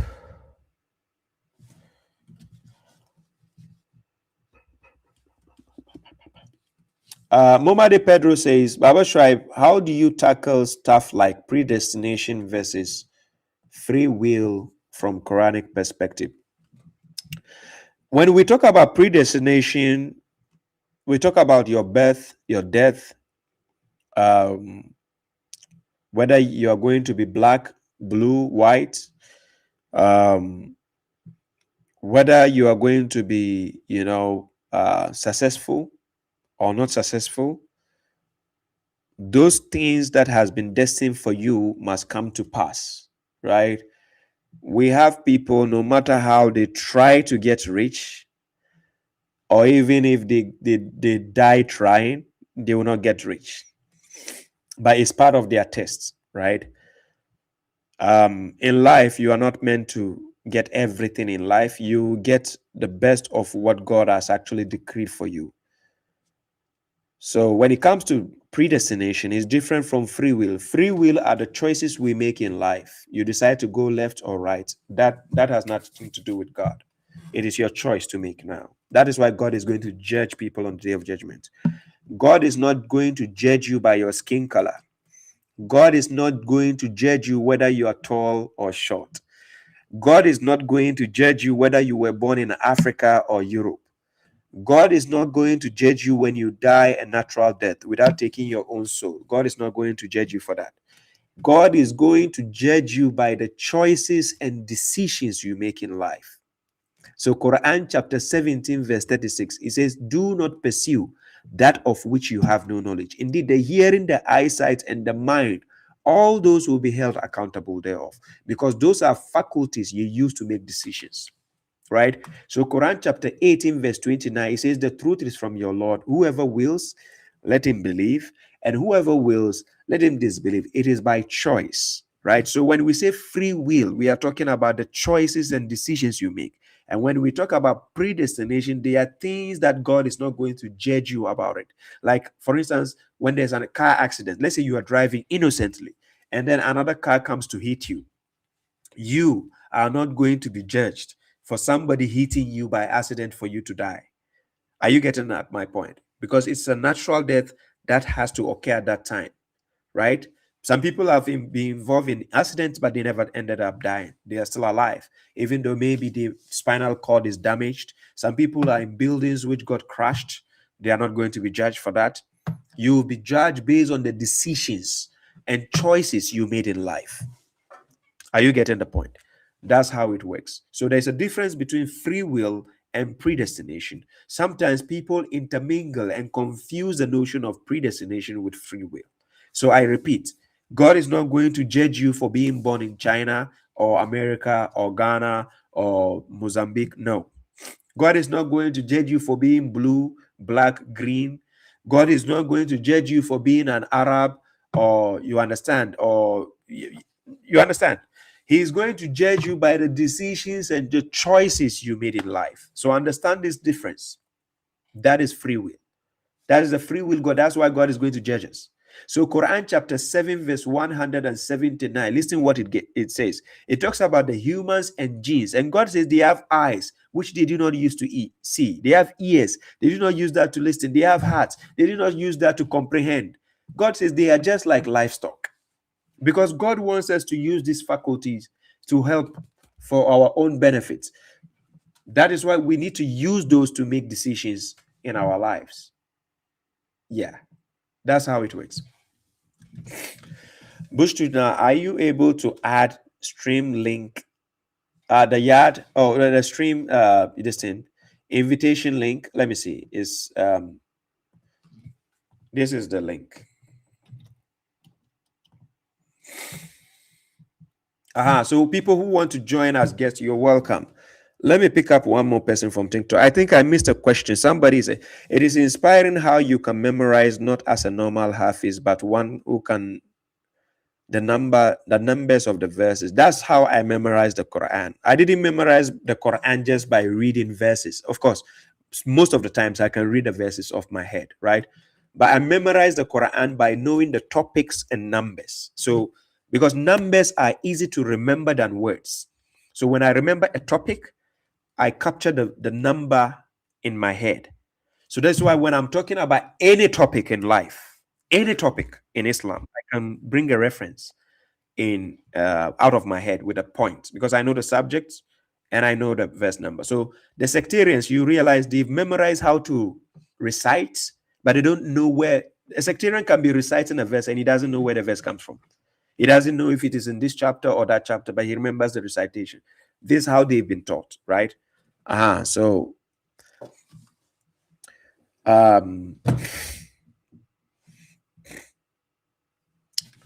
what is the name of the video, brother?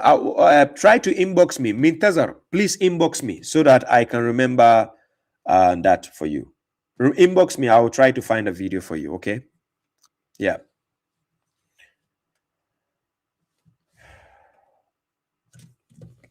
Yeah, I'll come back to TikTok. Sliding. Just a second. Yes, hello. Hello. Hello, Sam. Hi, Baba. Can you hear me? Your name, Sam, from where? UK? Yes, I'm from UK. I spoke to you on a previous stream. Are you the guy who went on emotional breakdown in my comment section? I won't say emotional breakdown. Yeah, but I answered all your questions. no, you didn't answer my question. The video is there. You were just, the heebie-jeebies was too much. They will understand why. I mean, everything I said, yeah, I don't know, seem to make. I answered. Well, I think I answered all the questions. But No, you didn't. the more You didn't important. answer my questions. The point is, if I say 1 + 1 and you say 3, guess what? You've answered the question, but the question is wrong. The answer you gave is wrong. The point is, when we were talking, you think you were making sense. You said, I don't know. Have you ever done that dialogues publicly before?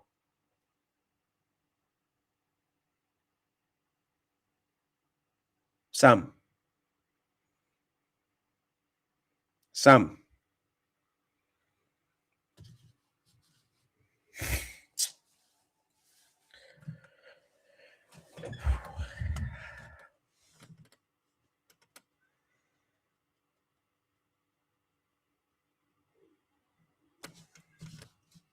Sam, I think something is wrong with your mic. I don't know, or your this thing.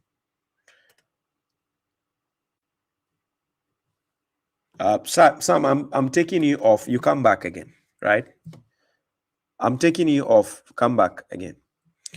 Momade Pedro says, let me see. The notion of what? The notion of rejecting the truth, or for some people not being able to acknowledge, does it have to do with predestination stuff? No. Read chapter 18, verse 29. Quran chapter 18, verse 29. When people reject something blatantly in front of them, or not being able to acknowledge when they see something and they can see this is the reality, but they say no, that is being denial. That is rejecting the truth. We call it personal choices, and these are choices and decisions people make. That is not considered predestination. Predestination is something you don't have control over. I just explained earlier. I don't know if you were listening to that part.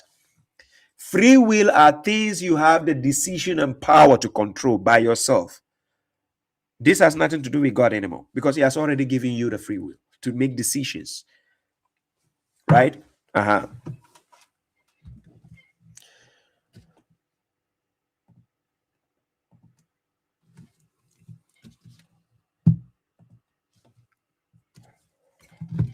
Sam.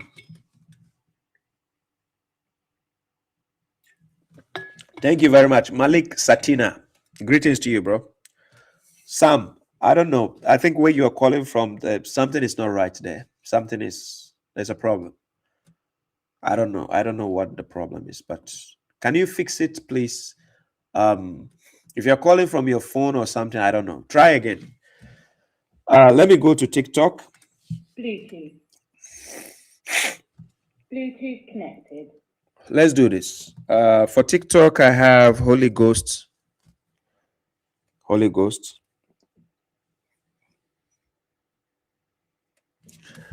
Do you hear me? Yeah, peace to you, bro. Your name and where you're calling from? My name. Do you want my real name or my TikTok name?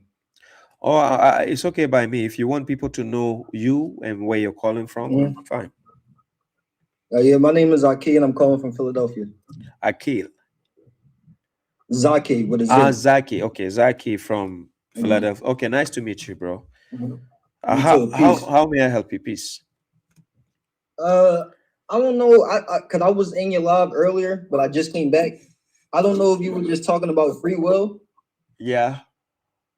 I don't know if I missed it, but can I ask you a question about free will? Because I think I have an understanding of it. Okay. But I just want to. All right. So my understanding of free, because I was talking to some Christians the other day, and they was trying to say we don't have free will in Islam, and I was just going back and forth with them. But my understanding of free will is like, because I still have to keep qadar in mind, correct? What? I said I still have to keep Qadr in mind. Am I pronouncing it right? Qadr? Qad- Allah's Qadr? Qadr, just say it in English. Predestination or destiny. Predestination, got you, brother. All right.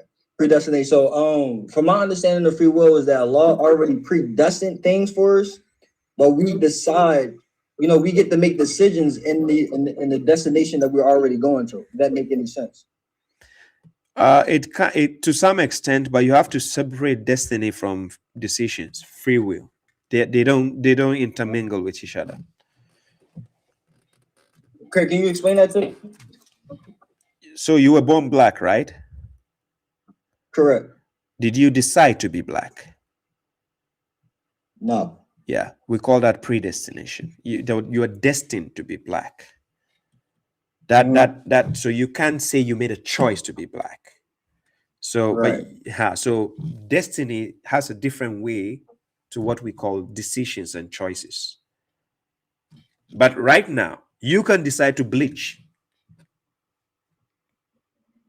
Correct. Thank you. So then you'll be held accountable based on the bleaching. That's a decision you made. This is what God is going to judge you for, not the initial stage. The initial stage is God determined that by destiny. That God is not going to judge you for that. God is only going to judge you based on the decisions you made going forward. Okay. That makes a lot of sense. Makes a lot of sense. Yeah. My next question would be, could you go over with me the Yasir, however you say his name. I watched this video on the Ramadan. He's saying that a lot of people have the wrong idea of when to do Ramadan. Could you go over that with me? Because when I watched the video, I'm not an expert. It made sense, but I didn't say it was right. You know what I'm saying? Because I'm still studying myself. Okay. Number one, what I want people to understand, he's not at a level that he can be taken seriously. He just uses the AI to create content. So you should understand he's just creating content. This guy, I see a picture of him where somebody was asking him about when is the month of Ramadan. He just said it is between September and October, right?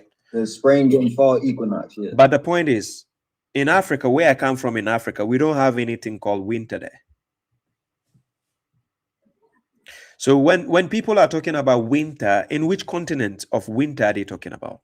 Because the winter we have in Europe is not the same seasonal winter in the Americas. We have different seasons, right? So if you say in winter, where specifically are you talking about winter? And where specifically are you talking about summer?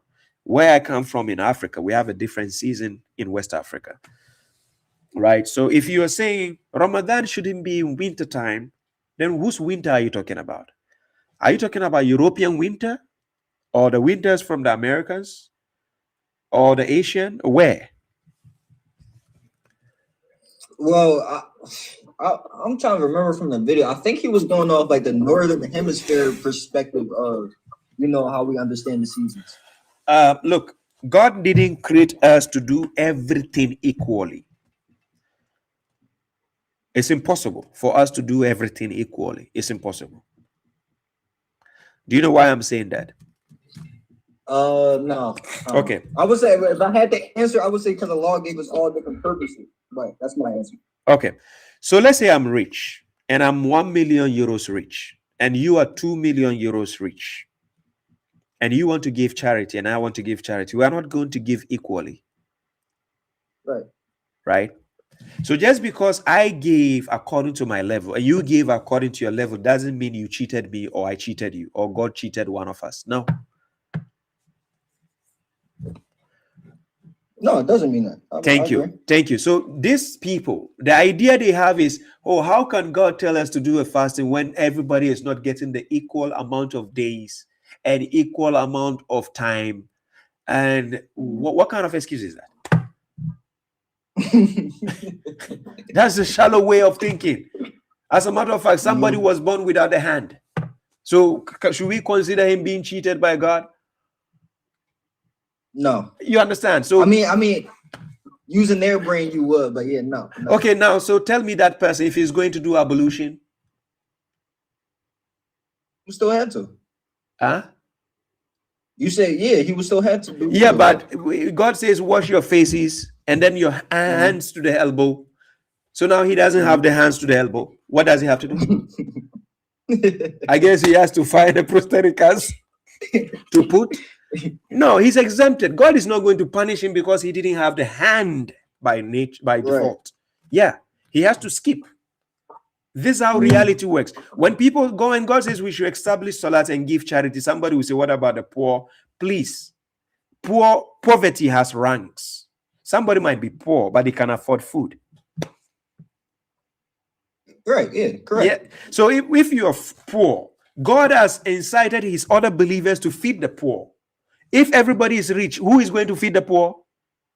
It's not possible. You understand? So God created everything with a balance. There's a reason why he need intelligent people to reason. That is why God says he's talking to those of ulil albab. Intelligence plays a major role in how you see the perspective of the world.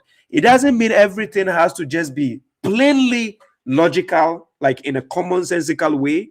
You have to look at it from a spiritual aspect and then the physical aspect. So saying that we all have to do equal amount of this is a shallow way of thinking. I'm based in Finland. When you go in the northern part of the hemisphere, the northern part itself, right? The northern part of Finland, the sun does not set there during the summertime. Really? Yes, no sunset. But does that mean I cannot fast? I can fast. I just need to move to the neighboring city. If I move downwards, don't people move to other areas in the country? Yes. It's okay. Still tell me, if you are based in the north and let's say there's a wildfire coming and then the fire is coming wild, are you telling me you are still going to stay put just because it's a natural wildfire? So it has to come and naturally select you? Obviously, you are going to move. I'm sorry. Yeah, right. If it's a wildfire, you're going to move. You are going to move. So if you want to get the benefit, and remember, Ramadan is not the whole of mankind. It is for believers. Chapter 2, verse 183. It is only stipulated for believers. So if you are not a believer and you are doing Ramadan, you are wasting your time. It is stipulated for believers. So a believer knows the benefit of it. He will move to the location where it will be suitable for him to do. Because the last time I checked, God is not forcing anybody. La ikraha fi din, Quran chapter 2, verse 156. He's not forcing anybody to do anything. Correct. If you choose not to pray, that's up to you. Your prayer does not benefit me nor anybody. It is you. According to God, when you do good, you do it for yourself. When you do evil, still against yourself. You do it to yourself. Thank you. So if you don't want to do Ramadan and give your excuse that, are you based in the north? That's the first question. The silly questions I normally get from people is that mostly from people who don't live in the northern part of the world. Yeah. Yes. I mean, and then again, what will really make me question him too. I was watching another one of his videos and he believed we live on a flat earth. That's when I really started questioning this stuff. I was like, yeah, I got really question what he's talking about now because he believes the earth is flat. Now that's ridiculous. He's confused. You see, the problem with people is, my problem is when people make claims and they don't make themselves available to be questioned.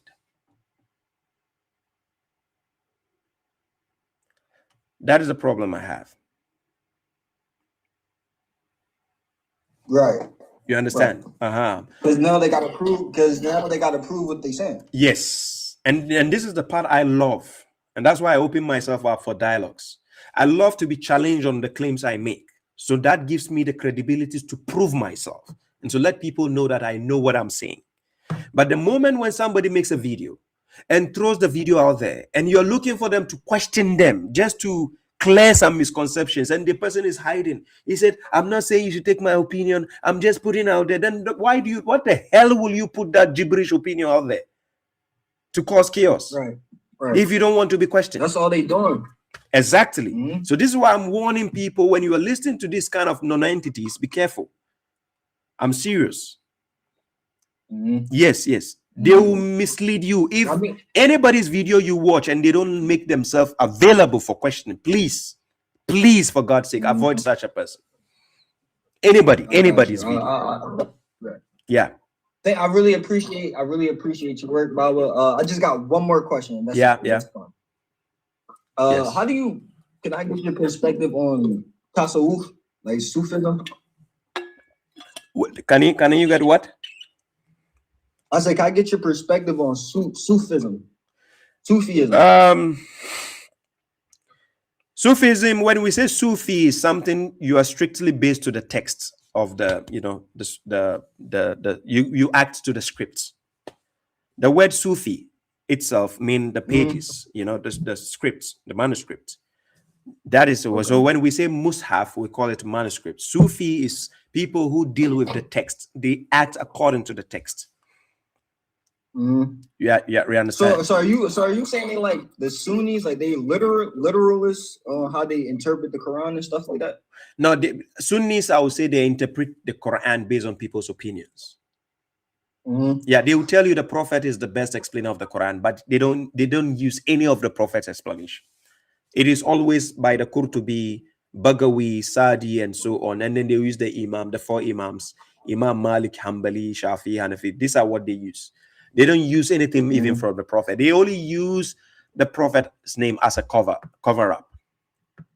Right. Yeah, they don't use Prophet in anything, as a matter of fact. Anything. They just mention his name, and then they say one day the Prophet was just sitting down. A woman came to her. She said, "Oh, Prophet, I have committed adultery. What should be done?" Then the Prophet said, "Go away." And he tells people, "Go and stone her to death." That's all. Right. How did he explain anything there? There's no explanation of any verse. You understand? So this is how they bamboozle people. They confuse people, and people think, so if you ask them, where's the explanation of the Prophet? Give me the book where the Prophet did an actual explanation, exegesis. They don't have it. Not at all. They don't have it. Yes. So Sunnis, some people will call themselves Sufis, but Baba Shai, when I meet them face to face, I sometimes can prove the person wrong, that he's not a Sufi. A Sufi is strictly based to the text. He follows the script.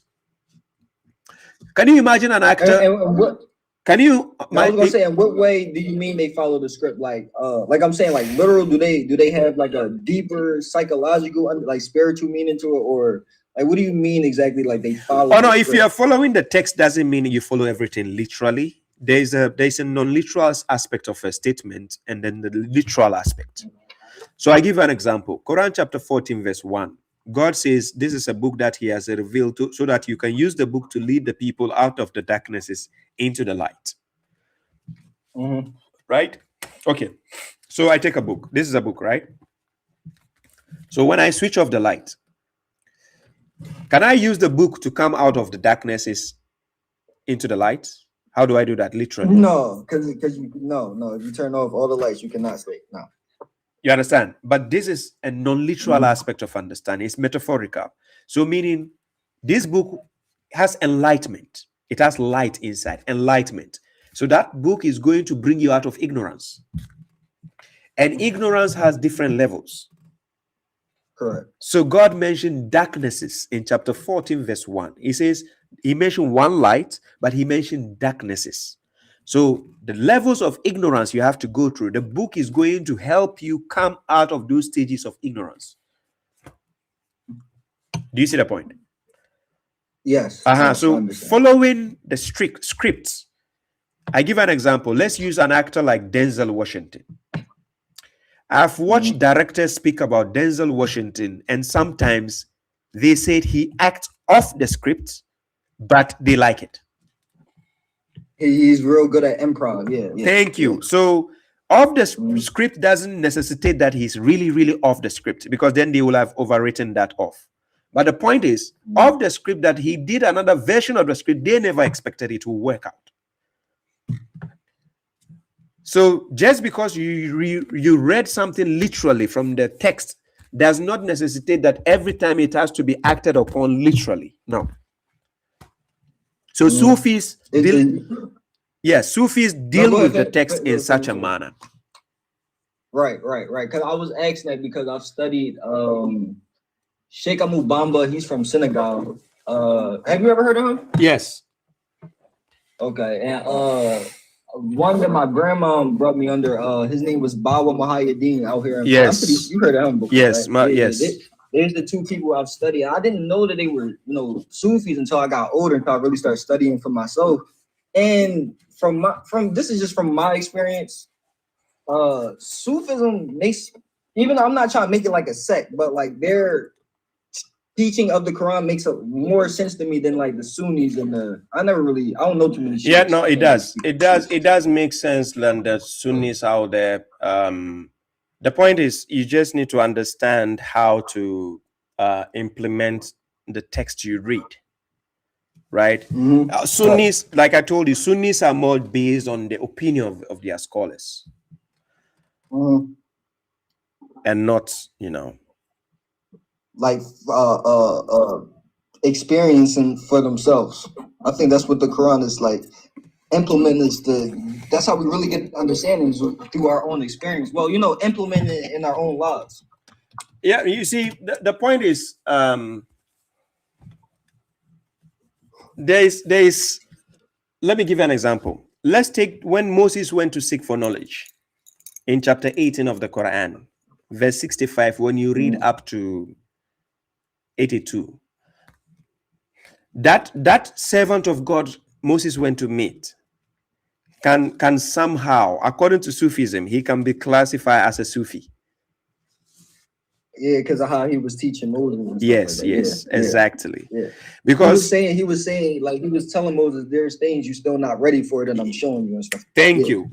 So when you're talking to a Sufi, he might be saying things that your logic cannot just grasp. You might think he's crazy. What is he's talking about? But he's still acting according to the scripts. Correct. Yeah, it's just that he has a broader understanding that you are yet to get there. You're not there yet.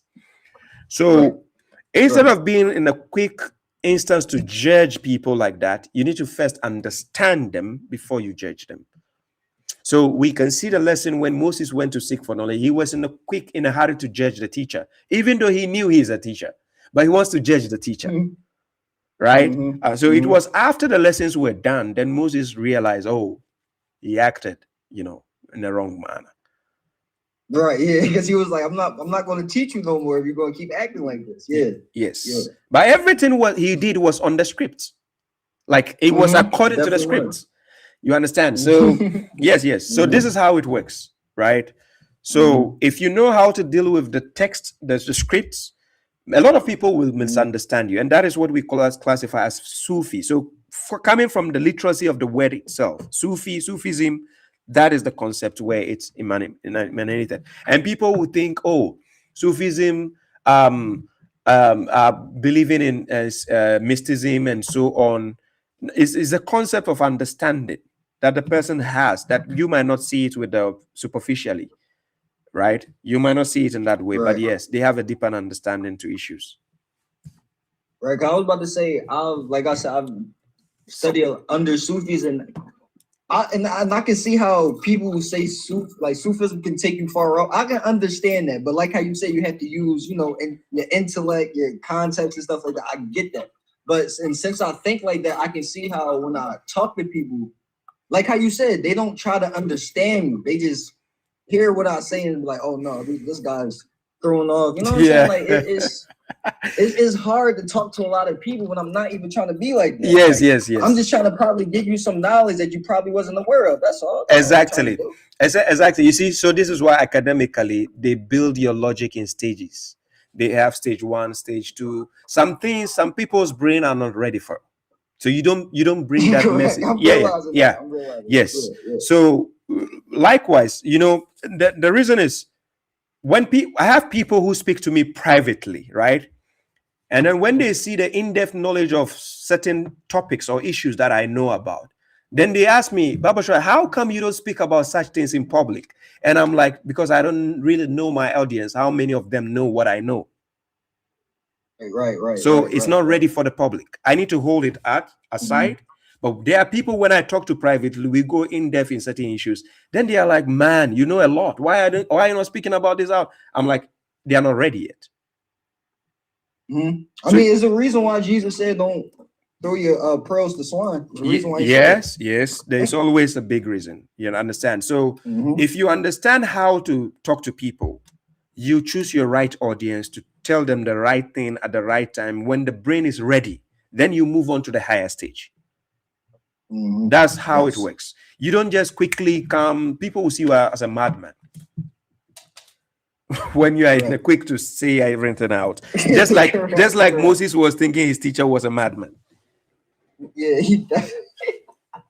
you understand? I'm not gonna lie about. Sometimes I read the story, like I read the stuff in the. I'm like, yo, this is funny because people don't really get the simplicity that the Quran is really trying to show us, and it's just hilarious how Allah put this all together. I enjoy reading the Quran. I really enjoy it. Look, Quran is an amazing book. When you read chapter 72, verse 1, it tells you even the jinns, when they heard the Quran being read, they say this is an amazing reading. It's unique. It's unique. I'm telling you. I'm a researcher myself, so I've definitely read the Bible. I studied the Bible, but the Bible is nothing compared to this. The Bible is just like a regular storybook, right? A book that starts with "in the beginning." Any book that tells you "in the beginning" is the storybook. Any book, right? So it's a man-made. That's why we call it man-made book. But imagine taking a book, then the first verse is talking about alphabets. You're like ALR, and you are like, which human being will start like this? Right. Are you getting the point? It's a book that gets you reflecting, contemplating issues deeper. Like, imagine this proverb. God says, if the ocean were the ink for the words of God, the ocean would be depleted before the words of God will run out. Now, this is a big statement that takes a person of deep thought to understand what is being said. That's why it says the Quran is a wise book, a wise reading. Now, God told the prophet in chapter 73, verse 1 to verse 7, when you read, in those verses, he told the prophet, we are going to cast upon you a heavy word. A heavy word. Now, it takes only wise words to be heavy. Yes. And the wise words need somebody of deep thinking to break them down, to understand what is being spoken about. So Quran needs reflection. Even though, look, people who keep saying, why is it that God will send a book by he's making it complicated? No, like it's just like mathematics. People who study math will tell you this pamphlet is easy. And you who don't study math, you think they are crazy. Right. Are you getting the logic? Everything is based on knowledge. What do you have to do if you want the knowledge? What do you need to do? You need to get the knowledge, study. It's funny that you use that example. I use that exact. I remember I was talking to God Logic before, and I was trying to explain to him from like his topics and his thing. I'm like, bro, you do not understand the Quran, bro. He doesn't. No, God Logic doesn't. I was like, you don't understand it at all. I used the example, like the exact same. I was like, so I don't know calculus. If I was to be in a room of people who study, I would look at the board and be like, bro, I don't know what y'all talking about. But to them, it's crystal clear. Exactly. And that's what I was saying. I was like, Logic, you don't. That's kind of how the Quran is. You need the knowledge to be able to get the right things from it. That's how it. But is there like any other way I could support you besides subscribing and following you on TikTok? Because I really enjoy your work. No, I think on my YouTube normally I put the support, but usually normally every like few months I organize a charity program in my country where I come from, Ghana, in Accra specifically. So I have certain communities that I regularly go to when I'm in Africa. Those are the people I usually want to show the support to help. So whoever is showing me support, this is where I channel it to my community. So I was recently there 4 or 5 months ago, I was there. And I did the charity activities. And now we are doing another one. We did it in Ramadan. We are doing another one end of this month. So that's the only way I want people to support me. If they want to support, that's what I need. That's all. I got you. You. Appreciate you. So you never come to Philadelphia ever? I have somebody who is dear to me there. I need to come there. I'll come there, inshallah. Very soon, by the way. All right, one more thing. Could you tell by this conversation that I'm not married? No, you are married. You're so sound. You're sound. No, I'm not married. I'm not married. No, I'm not married. spiritually married. Oh, okay.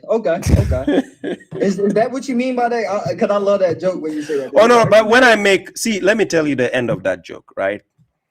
You see, men and women, men, we like to deal with logic. Women like to deal with feelings, right? And when I speak about that, when people are married, they get to understand what I mean, right? It is not about logically speaking to your wife every time. When a woman feels something, she can use it to challenge your logic. And you end up sometimes thinking, that's why men will say women are right. The point is, a woman can question you with her feelings till she becomes right. And when you check the terrain of my arguments with people, I can be asking the person a simple, harmless question. I can just be saying, you just don't go around it. Exactly. I can just be saying, who asked you to put the cup here? Then the person is like, oh, I went to the shop to buy groceries. That's not what I'm asking you. Who asked you to put the cup here? And this is why you see, this is why women use basics and sometimes they get fed up with us. Look, if you're married to a woman and today she tells you, give me a bread and the butter and the knife, and then you give her the bread, the butter and the knife. Tomorrow, she's not going to repeat the same statement. She'll just say, give me bread. And guess what she's looking for?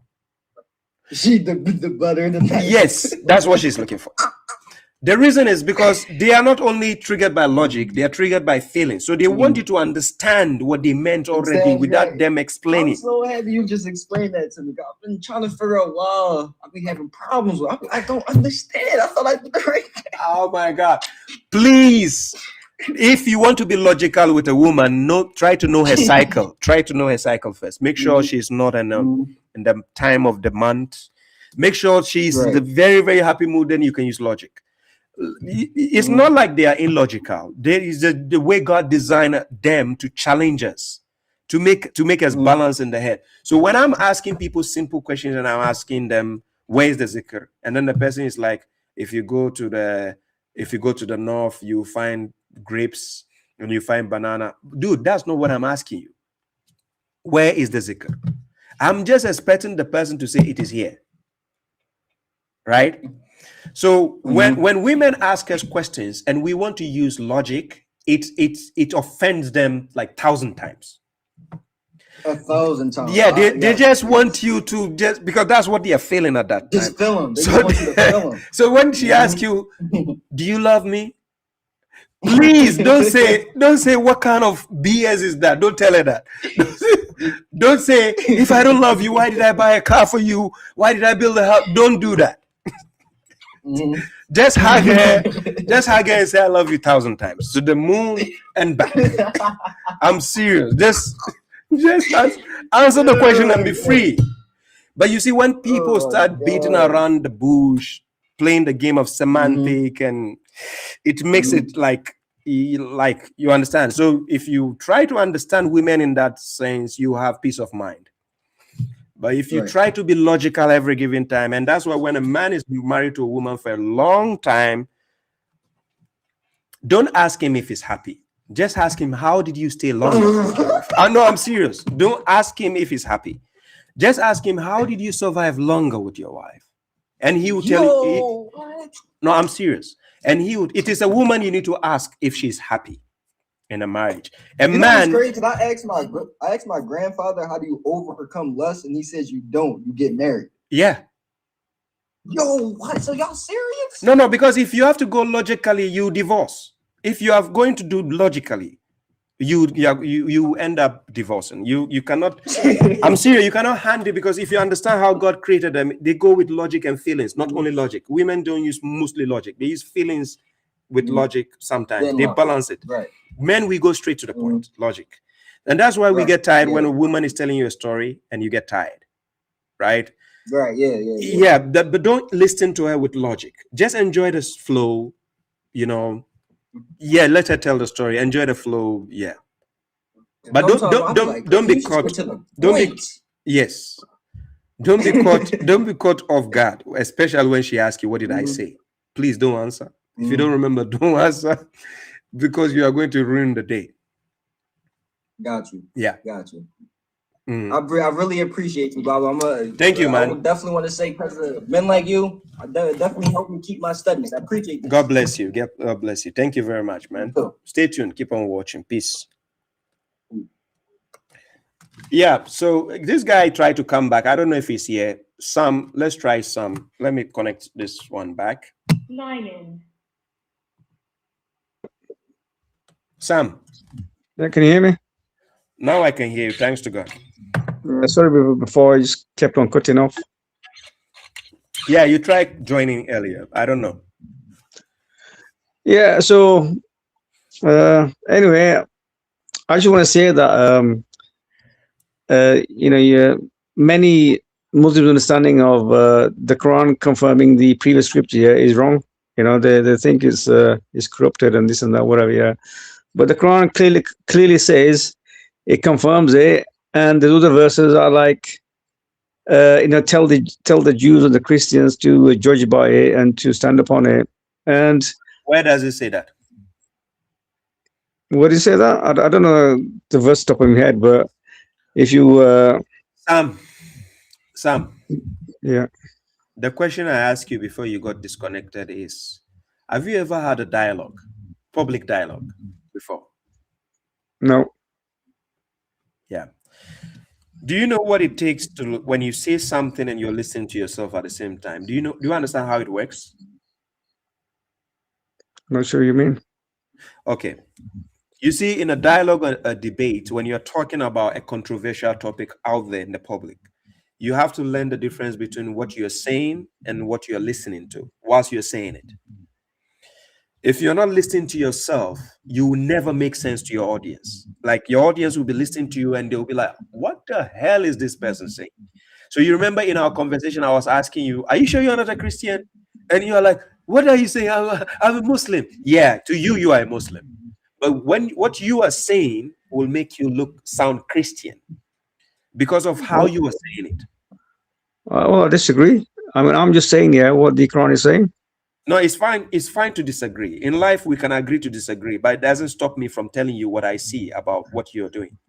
So that's why the reason why I ask you if you ever done a public dialogue, I've done enough of public dialogue to be in the position to advise you what I see concerning that issue. I'm not saying you are entirely wrong. I'm only saying I've done enough public dialogues to be in that position to tell you what I'm saying concerning the way you are trying to pass on your argument. Yeah, and the way you see it could be also incorrect. Prove me wrong. Well, you say, I sound like a Christian, but I don't believe I do. I'm not confirming the truth. Wait, it's not about you don't believe. If you know something, don't say, I don't believe I do. Just say, I know I'm not. Ladies and gentlemen, please, when you watch my video with Sam, how many of you actually thought he's a Muslim, if not a Christian? How many of you? Please, in the comment section. He's the one I spoke to concerning the Bible. And I asked him if there was any falsehood in the Bible, and he refused to answer that. Please, when you watch that video, didn't you think this guy was a Christian? Wait, watch the comment section. Please, can you answer in few seconds? Let Sam see something. When you watch the video, didn't you actually observe that he was a Christian speaking? Now check the comment section. And on TikTok, I can't see the comments because of the way I've launched the app on the phone. Oh, quiet. Let me see. I can show it on the stream. Let me see if any comments. When the comments appears, they will come up. Yeah. If you check the comments on my screen, it will show. That's fine, but there's many people here who don't really understand what I say, and it's I can see why, but you need to really understand the Quran, and you need to really be open to to understanding it. I know what I say is controversial, but I'm just saying what the Quran is saying. Oh, you're saying it, but all I'm saying is sometimes the way you choose to say it is not the I would say the maybe the appropriate way to say it. That's what I mean. So you asked Yeah. you asked him a question about the Bible, yeah. You said, you know, and I try to explain to you what the Bible is, you know, and you know, you need to understand what the Bible is. The Bible, yeah, is a set of books, and to the Christians, yeah, it's different, and to the Jews, yeah, I don't think it's not really their kind of Bible, because their Bible is the Old Testament. So but that's to the Christian book, right? That's a different book, right? Yeah. Well, it's no. See, the Bible, see, is made up of the Old Testament, which Jews believe in, and the New Testament, which the Christians believe in, and the New Testament, yeah. How did the Jews call their Old Testament? What name do they call it? I don't know. I don't know what they call it. You call it Tanakh. Okay. Okay. Now, how did the Christian call their book, the New Testament? They call it the Bible. Their book is the Bible. To which prophet did God give the book called Bible? He didn't give a Bible to any prophet. Thank you. So is it a book from God? No, that's what I try to explain to you. Yeah, it's a simple answer the question. Don't explain. Don't explain. Is it a book from God? No, it's not. But in that book, there is a gospel there, which is from God. Thank you. No, the gospel they have is not even from God. Please, you see. Yeah, but that's a disagreement. Yeah, but I'm just trying to say it's not a simple matter of okay, which prophet did got the Bible. It's not like that. But I'm trying to say the Christians, yeah, to them, yeah, their holy book is the Bible. But sorry, not according to them, not according to God. Please. Yeah, according to them. That's what I'm saying. According to them. Show me one verse in the Quran where God says He revealed. Which book did God say He revealed to the Christians according to the Quran? Show me one verse. Well, it's the Gospels. He revealed the Gospel to them. Show me a verse where God says He gave Christians the Gospel. You show me a verse, one verse in the Quran. I want to see. No, it just it just says let the people of the Gospel judge by what was revealed to. Does he mention the Christians there?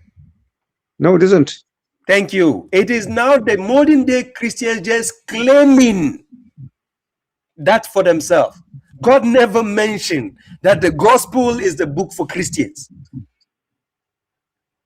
But it is for the Christians. Oh my God. Then prove it. But it's apparent from the reading of the Quran, yeah, that the Christians, yeah, they believe in their book is the gospel, and for the Jews, yeah, their book is the Torah. You believing something is for you doesn't make it the truth. Understand how truth works. Please, do you know the meaning of the word truth? Yes, I do. Anything that you can verify, any factual information that you can what? Verify. Can we verify that God gave the Christians a book called Gospel? Yeah. Show me in the Quran where it says God gave Christians the Gospel. Yeah, but there's not an explicit verse that says it, but it's implied through text that they follow Jesus, yeah. And to the Christians, yeah, God just says, yeah, don't say Trinity, and that's it. So based on that, because God says, according to chapter 5 of the Quran, verse 73 to 78 to 79, it's clearly telling us those who say God is Trinity are the disbelievers. They are kafirs. That's what the Quran says. Yeah, and they are the Christians. They are the what we see today calling themselves Christians. At the time of Jesus, no Christianity existed. Nothing like Christianity at the time of Jesus. No, there wasn't. There was no Christian at the time of Jesus. Obviously, there wasn't. They're mostly were they mostly Jews at the time of Muhammad? Sorry, were they Muslims at the time of Muhammad? Were the Muslims at the time of Muhammad? Yeah. Thank you. Are they Muslims today also? Yeah. Well, yeah. Really, yeah. Thank you. Were they Christians at the time of Jesus? Well, they didn't call themselves Christians. Were there the concept of Christian, like anybody worshiping Jesus, worshiping this? No, there wasn't. No, there wasn't. Thank you, thank you. So it is not a religion from God. Number one. Number two. No. Number two. God never gave any religious group Christianity and He say, "I gave you the gospel." Nowhere does He say that. Okay, who are the people of the gospel? Thank you. You need to study the Quran. It tells you those who supported Isa towards God. Chapter 61, verse 14. Have you ever read that verse? So which verse? Chapter 61, verse 14. What does it say? Can I read it for you? Should I read it for you? Yes, please. Okay, I put it on the screen. So it's chapter 61, verse 14. This is what it says. "O you who believe, be supporters of God, as Jesus, the son of Mary, said to the disciples, 'Who are my supporters to God?' The disciples said, 'We are supporters of God.' And a faction among the children of Israel believed, but a faction disbelieved. So we supported those who believed against their enemies, and they became dominant." Now the disciples, Hawariyuna, they were the one with Jesus. Those who supported Jesus are called Hawariyun. They are the disciples. Right, and Throughout these verses, did you see any Christianity, any Christians in this verse? I never said there were Christians at the time of Jesus. No, but I'm saying throughout this verse, all I'm saying, do you see? I'm showing you the followers of Jesus. That's why I know this, but I never. I confirmed that there were no Christians at the time of Jesus. But after that, they started calling themselves Christians. They are liars. I don't. It doesn't matter if they're liars or what. Yeah, I'm just saying this is what they call themselves. Okay, so how did they end up having the book of God with them? Where's the book of God? Let's go back to the argument. Where's the book of God that they have? It's the Gospels. That's the book of God for them. Oh my God. So is that the gospel the Quran is talking about? Yes, the gospel they have today, yeah. That is the book they are, you know. Oh my God. So the gospels they have is the book of God? Yes. Oh, Sam, why? What are you doing? Well, I don't know what's wrong with that. I mean, that is a holy scripture. Oh my God. So the gospel according to Mark, Luke, John, Matthew, that is from God? Yes, it is. Sam, you are killing me in my head.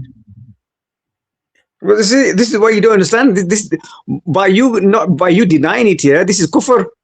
Okay, have a nice day. I'm sorry. This is what makes you a Christian. This is what makes people think you are a Christian. Oh my God. Oh, who is this guy? Oh, why, Sam? Why? Hey, that man is married. That's why I didn't ask you. He's married. Hey.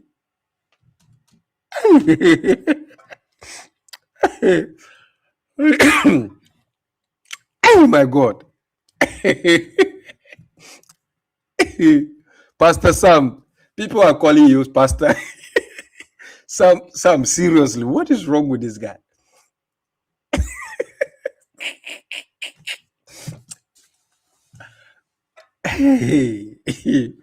It's not easy.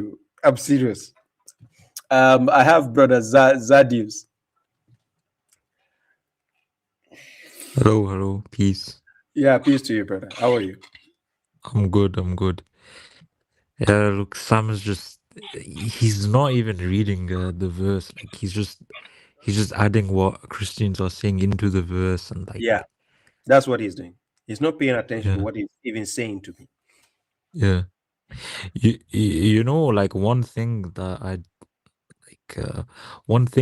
Sam doesn't probably know is that, you know, there's a verse in chapter 2 where it says that it confirms what is with them, and then 10 verses before it says that at the time of the Prophet 279 that they're writing things with their hands. So then 10 verses later it says something what is with them. How can it be everything if 10 verses before it says that they have false things with them in their hands that they wrote? So why are Look, they saying it's everything? yeah, some is not paying attention. Quran chapter 3, verse 71 clearly gives you the clue of what is going on. The book they wrote with their hands and claim it's from God. This is what God says in Quran chapter 3, verse 71. O people of the book, why do you cover the truth with falsehood and conceal the truth while you know? They mix the truth with falsehood. The book they have rewritten, called Bible, we are not saying you cannot find certain things which are not true in there. Some things can be found, which is the truth. In order to lie to the people, you have to mix the truth with falsehood. That's exactly what they did. Right? So when God says he's confirming something with them, it is the truth, only the truth that they have written that God is confirming, not the other gibberish. If they are lying about Trinity, God exposes the lie. If they are lying about Jesus crucified, God exposes the lie. If they are lying about Jesus being the Son of God, God exposes the lie here. And this is what people don't understand. This same guy, last time when I told him the Quran is here to correct those lies there, he said, no, the Quran is not here to correct anything. So according to him, what they have is the truth. The Bible is the truth. Yeah. Is like, you know, Jews, they believe that like in order for a prophet to be a prophet, at the time of Prophet Muhammad, before Prophet Muhammad. Your mic is scratchy, like it's not. Sorry, better. Yeah. Talk. Yeah. Yeah. Okay. Yeah, I was saying that like at the time of Prophet Muhammad, before Prophet Muhammad, and even after, the Jews believed that for a prophet to be a prophet, they had to affirm the commandments of Moses, right? And this is even in the Quran. Yeah. Zadios. Oh, Zadios got disconnected. What happened?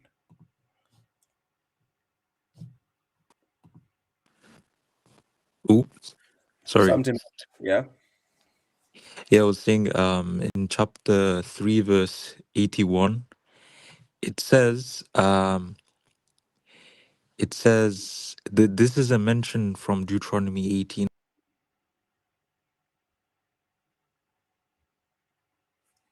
Zadios, something is wrong with your listen. What is happening?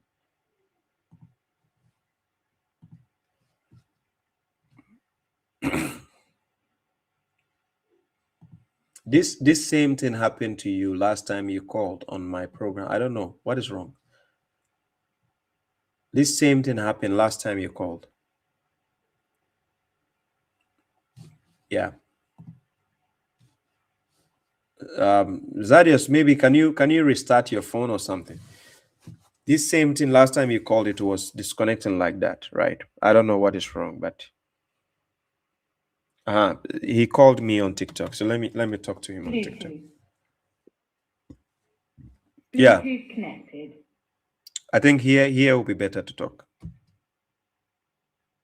Can you hear me? Zadios.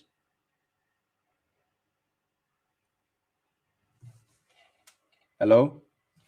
Or maybe you restarted your phone or something.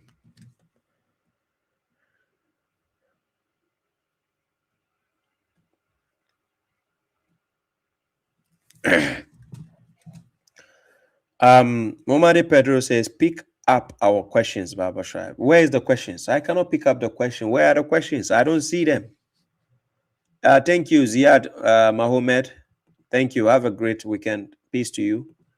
Can we just ignore Gloria? Yeah. There's somebody called Anthony Gloria. This person never calls, but just come to the comment section to disturb. Anthony Gloria, can you call? The number is on my screen. Let me put the number. This is the WhatsApp number on the screen. You can call.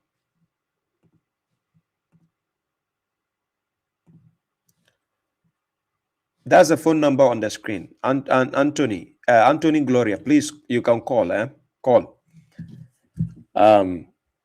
Yes, Zadius, you can come on this side. This side on TikTok, right? Hello, yeah. Now it's okay. Yeah, I was saying, Jews, they believed that if you look in the Quran, every time the Quran says confirming what is with them, is always speaking to the Jews, never the Christians. This is what they don't understand. Yeah. And if you look at chapter 3, verse 81, it mentions the thing that had to be confirmed. And it says, this is the minimum thing. Yeah. And this is what even Jews agree with. It says, the covenant about the prophets, if there comes to you a messenger, what I gave you from Kitab and Hikmah. And the Hikmah, a messenger will come to confirm. Yeah, what I gave you from Kitab and Hikmah, and this is at Moses' time, according to the Jews. Yeah. Because these laws at Moses' time were the binding ones, with the, that a prophet had to say, yeah, you guys have these laws from God. Yeah. This is what had to be affirmed, right? The Yes. It's confirmed in chapter 7, verse 157. If you read 156, it's talking about Moses and his people. Exactly 157, there it talks about the messenger to come and confirm. Yeah. Like if you look at Deuteronomy, it says that a prophet should affirm the laws of Moses, but never says the stories, never says this, never says that. Yeah, it's a laws. Just the laws. Even chapter 7, verse 157. Let me tell you the strategy Christians use in debate and dialogues against the Sunnis. When they quote verses, they leave the main context and then get fixated on a point in the verse. They only get fixated about whom they found written with them. In the Torah and the Injil, chapter 7, verse 157. But the context is talking about laws. And also it says whom they find, like it can mean what they see is the Torah, like whom they find in the Torah. Yeah, whom they found in the Torah and Injil, whom they found. Yeah. It doesn't say they found the name. No, it doesn't say the name. Now, you see, if they found written, the reason why is somebody's story can be written, but not necessarily the name. But when you read the story, you get the concept of somebody being spoken about. You see the point? So what happened was, first of all, if you're talking to a Christian and you say whom they found written, Christian will say, oh, we have it, it is us. First of all, the verses are not even talking about Christians. The verse, chapter 7, verse 150, it wasn't talking about Christians. It was the prophecy was talking to the people of Moses. If you start from 155, God invited Moses and his people for conference. And that's when he shook the earth in front of them. And Moses was telling God, are you going to annihilate us because of what the foolish among us have done? Then it continues. Then God made a promise to Moses how he will spread his mercy to the people. Then he specified it for people who are going to follow the prophet, the messenger, the unlearned prophet. Then he says, whom they found written with them in the Torah. That prophecy was talking to who? Moses. Let me read it so that you understand. The Christians have a way of manipulating the verses of the Quran. When a Christian quotes a verse of the Quran, pay close attention. They know how to take things out of context. So I'm going to show you on the screen, then you understand. Okay, you're calling me from TikTok, so you will not see the screen, but I'll read it so that you hear what I'm reading. So let me show you how this works. When a Christian is quoting this verse, chapter 7, verse 157, they leave the context out. So I'm going to connect the context from 154 to show you what the Christians do. 7154. And when the anger was silent from Moses, he took the tablets, and in their transcription was guidance and mercy for those who referenced their Lord. 155. And Moses selected 70 men from his people for our appointed time. And when the tremor seized them, he, Moses, said, Lord, if you had willed, you could have annihilated them earlier together with me. Will you annihilate us for what the foolish among us have done? It is only your trial by which you send whomever you will astray and guide whomever you will. You are our guardian, so forgive us and have mercy upon us, for you are the best of forgivers. 156, listen what God told him. Moses continued, and decreed for us what is good in this world, and in the hereafter, indeed, we are guided to you. Inna hudna ilaik. He, God said, that's the response God is giving Moses. He said, my punishment will strike whomever I will thereby, but my mercy encompasses all things. So I will decree it for those who are pious and give the charity. And they are those who believe in our verses. Then it continues, 157, who follow the messenger, the unlearned prophet, whom they found written with them in the Torah and the Injil. Now, this verse that I'm reading, who was God talking to? To Moses. Thank you. Moses. He was talking to Moses. Now, a Christian will make you think, when you are reading these verses, that the Torah and the Injil were already there.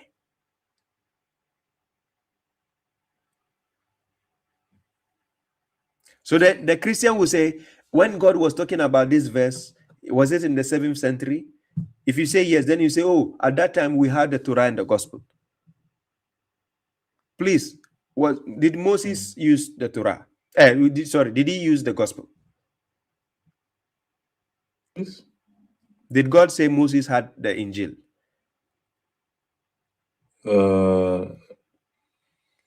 In the I mean, if you put it like that, then yeah, like what? I'm going to show you something. Something interesting. Something interesting. Quran chapter 3, verse 48. Quran chapter 3, verse 48. Pay close attention. God says he taught Isa what? The book, the Torah, the wisdom, the Torah, and Gospel, and the Injil. But where did God ever say the book of Jesus is the Injil? Not like that, no.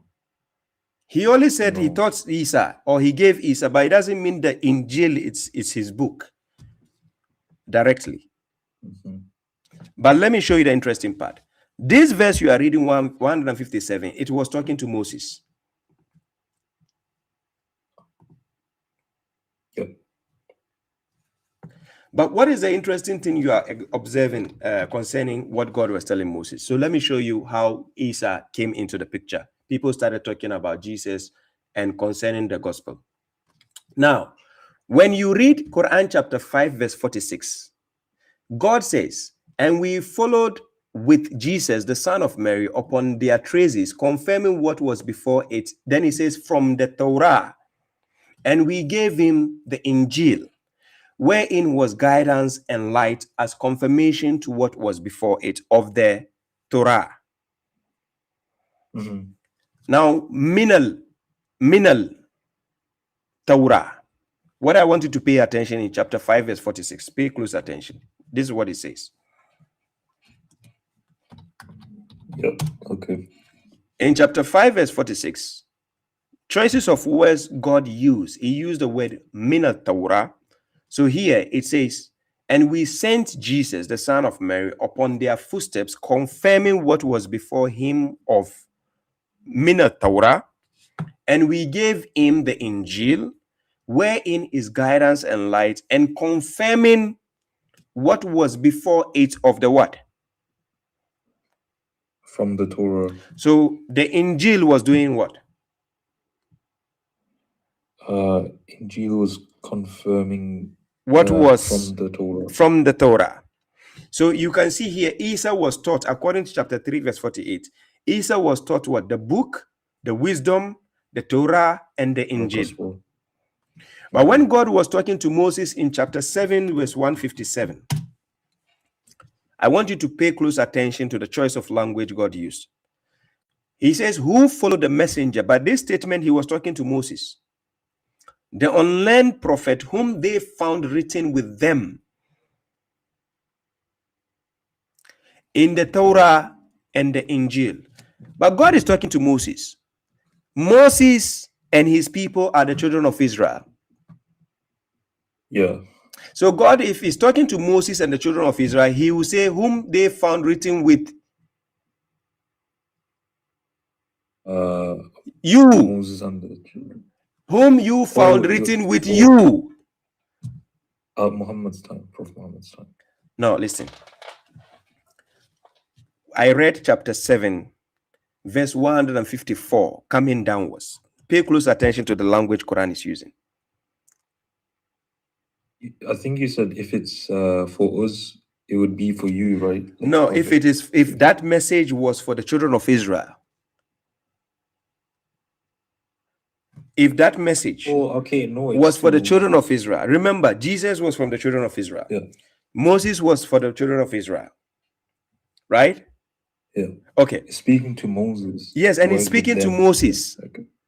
But he's telling Moses that whom they, listen carefully, it is speaking to Moses, and Jesus is also part of children of Israel. Yeah. But now he's talking to children of Israel, the Moses and his people. Then he said, he's telling them, Moses and his people, what he's going to do in the future tense. But then he's saying, I think I know what you're saying. Yes, he's telling to Moses, instead of saying you, like whom you found written with you in the Torah and the Injil. God didn't say it that way. Yeah, he's saying, I think what you're saying is children of Israel will come in the future.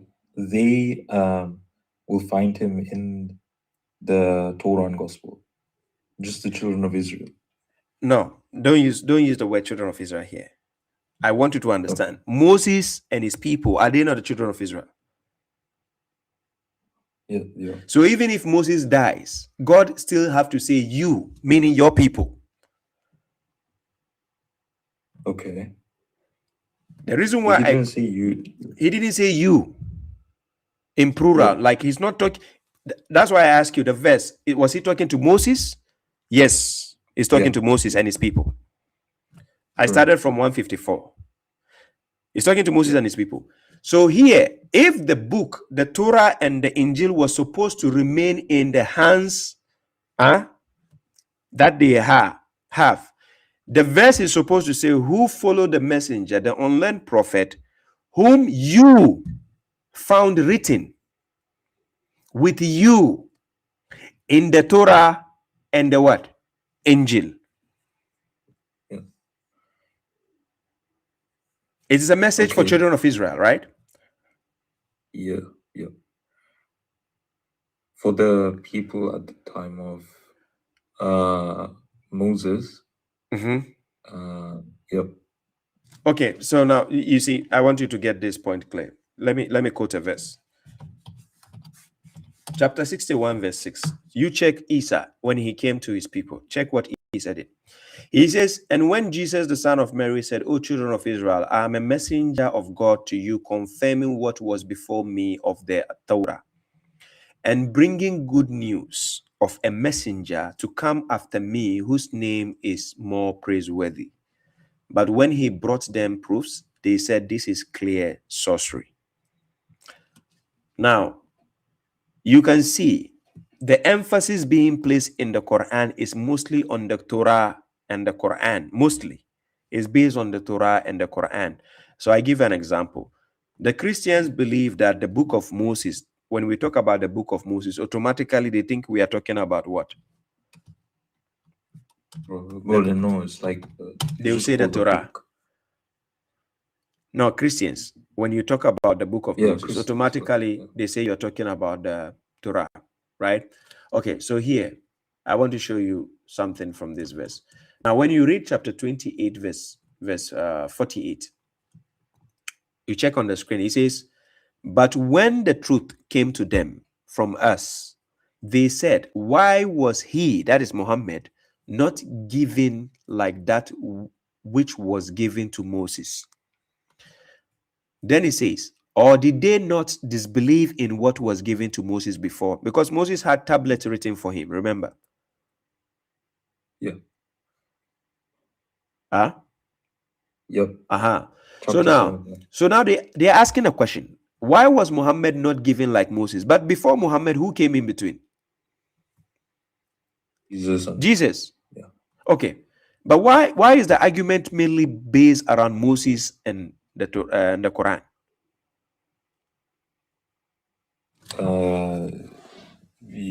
Maybe it was just the Jews, like they don't believe in Jesus. Like they will just be asking about Moses, I'm guessing. Okay, so let's see here. "But when the truth came to them from us, they said, why was he, Muhammad, not given like that which was given to Moses? Or did they not disbelieve in what was given to Moses before? They said, two sorceries." Which book are they calling sorcery? The book of Moses Quran. and the Quran. So they said two sorceries supporting each other. And they said, indeed, we are disbelievers in both.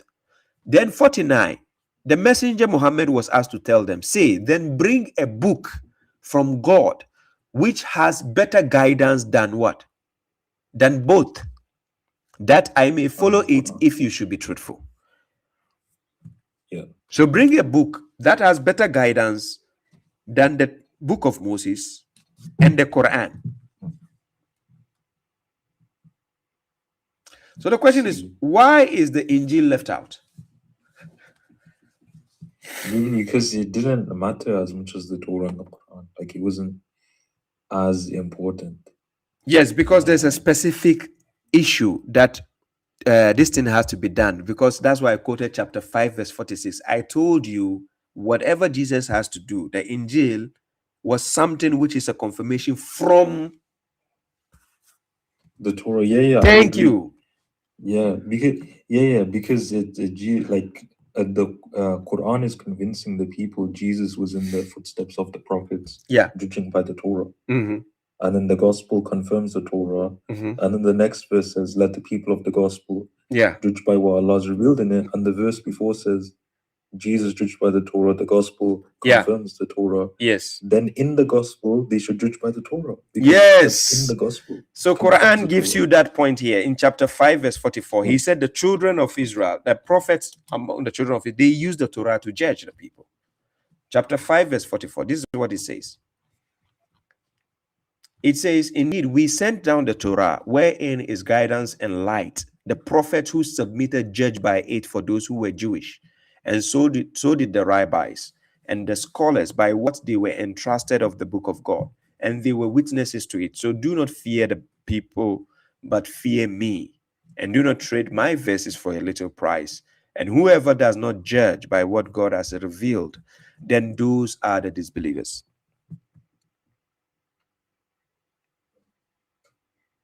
Yep. You understand here? So now, Jesus specifically came to some people among the children of Israel, right? But that magnitude of what the book of Moses has is not the same that the gospel has.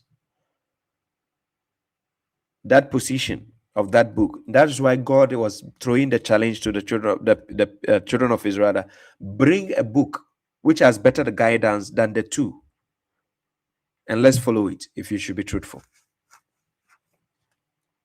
Because like Torah and Quran are the most important. Yeah. Yeah, it makes sense because like gospel just seems to be a good news, like that's it. Like yes. So that is why it talks about 61 verse 6 that Isa was confirming the Torah and giving good news to the people that a messenger is coming. Because if the book of if what Isa brought was better in guidance, why would that messenger has to bring anything? Yeah, I see. Like even like I think like Injil doesn't have any verses. Like I think it was just a good message, like a good news. So that is now let's go to 547. Pay close attention. It says, so let the people of the Injil judge by what God has revealed, not what somebody has written. Yeah, what God revealed. What God revealed therein. Yeah. And whoever And does in the not judge by Injil, it what says God exactly. So what God revealed only is the one supposed to be used for judgment, nothing else. And in the Injil, it says to judge by the Torah, but then Paul doesn't like that. Then Paul changes it. Exactly. Doesn't like that one. So the Christians will be using certain arguments because they know they've written a book of lies to mix up with the truth. So Quran chapter 3 verse 71 exposes that traits that they have in chapter 3 verse 71 by telling the people of the book, why do you cover the truth with falsehood? Because they use the falsehood to cover the truth. Oh, you people of the book, why do you cover the truth or mix the truth with falsehood and conceal the truth while you know? Yeah. Yeah. Is like even the other verse, like 381, it says, remember the covenant about the prophets. Yeah. Indeed, if Allah sends what I gave you, it's in the past tense at that time. Yeah. What I gave you from Kitab and Hikmah, it can be law and wisdom, or whatever. What Allah gave them of law and wisdom, then the messenger comes affirming it, then you have to believe in him. It doesn't say the stories, it just says the law and the ethics. And that's it. Like even Jews say that a prophet, to be a prophet, has to say that, look, God sent the children of Israel commandments. Yeah. According to, if you read the book of Christians, Matthew 5:17 to 18, Jesus was saying, according to them, that he did not come to abolish the law, but he was there to fulfill them. Yeah. And he says he's not there to cancel any law. So the fulfillment of the laws that God has given, and that is why chapter 7 verse 157 is giving you a similar prophecy here.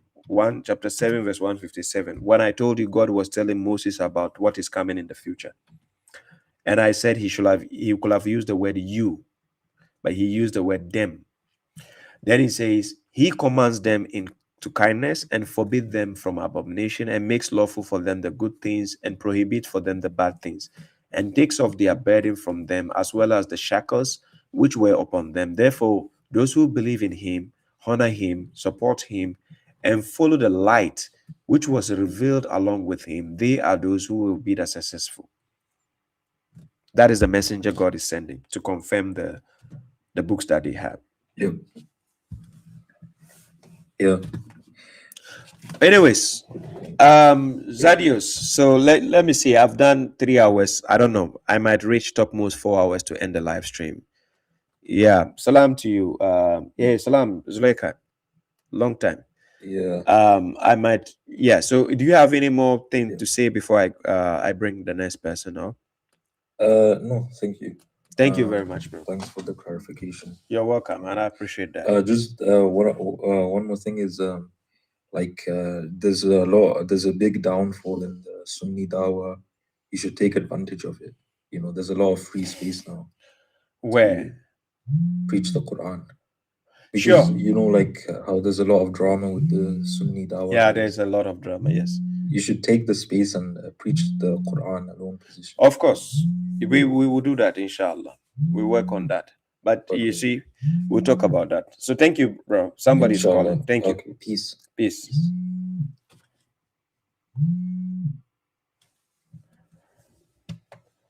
Salam, bro. Salam, brother. Salam. How are you? Alhamdulillah, I'm doing fine. Alhamdulillah. Bro, if you remember, I sent you a message asking about the brain. You said you sent a message about? I was asking you about brain. Dreams. If I have one, which I rarely do, is it best to just ask for God about it, or may I add another person? I'm watching you. Okay. When it comes to dreams, you have people you can trust. When it comes to dreams, dreams are not meant to be told to just random people, everyone you see, right? Normally, when people are sincere, who have sincere connection with God, yes, they can tell you certain aspect of your dreams. When it comes to dreams, I've had number of people around me who it got to a point when I'm highly in a position of faith. When we say highly in the position of, we have certain times where your faith is more higher than some days, right? Now, when you are in that state, you are more closer to God than in other times. So I've been in a position where I was able to explain dreams to people, and it happened. It made sense. It happened. But there are times where you feel disconnected because dreams work like in a spiritual way. They are spiritual things. Sometimes when you see the dream you don't understand, just write it down. You might get the answer later on. You don't need to rush it. Makes sense. Makes sense. Yeah. So you write it down, then it will I make have sense. experienced that as well. Yeah. Well, when you said that I am spiritually high, Yeah. I was able to understand what a dream meant. Yeah. And there were times when it didn't make sense at all. Yeah. Sometimes the dream will not make sense, right? Sometimes it doesn't make sense. Yeah. Yeah. So Yeah. it does happen like that. When it happens, when you see a dream that doesn't make sense, sometimes it causes you some uncertainty. You are thinking, what kind of dream is this? But sometimes you see a dream, you wake up and you're panicking because it feels so real, right? So Right. those kind of dreams, you can pray over it, right? Sometimes dreams come sometimes to warn you about the future. Remember the Joseph in the prison? You remember when the king Exactly. you remember when the king saw the dream that there will be famine, hunger in the country, like that. Yes. Yeah. So sometimes the dreams comes with a message, right? And I've seen certain dreams about myself being in particular places, and when it happened in real life, I was amazed because then I had faith that it will happen, and it happened, and I was shocked, right? Did it feel like deja vu? Yeah, it does feel.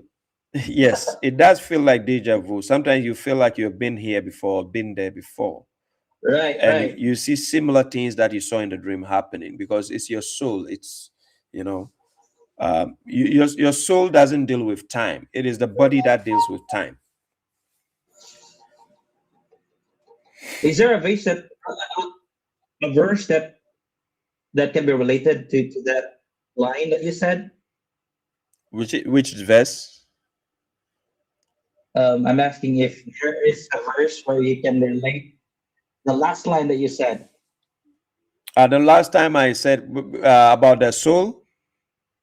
Yes. Yes. Yeah. What God says in Quran chapter 21, verse 35, where He says, every soul will taste death. But according to the Quran, when you die, your soul goes back to God. So when it's with God, it's timeless. Right. It makes sense. It is only when we are on earth we can give ourselves a timing because of the aging. And yes, let me show you one secret. When a baby is in the belly of his mother, the age is not counted unless when he's born. Then we start counting 1 year, 2 years, 3 years, 4 years. What about the age in his Yes. belly, in the belly of his mother? Right. Why we don't add that one? Because it's not about the time yet. Exactly. So we only gave the timing, the age for when we are on the earth, our body is there. Then we are giving it the time and the age. But the soul itself doesn't have the age. Nobody can say my soul is 1,000 years old, 20 years. No. All right. Thank you so much. Thank you, Marshall. Thank you. Keep on watching. God bless. All right. Take care. Peace. Bye-bye. Yeah. So guys, today I might only need to do 4 hours live stream. I'm bringing somebody from TikTok. Bluetooth. Bluetooth connected. Let me see.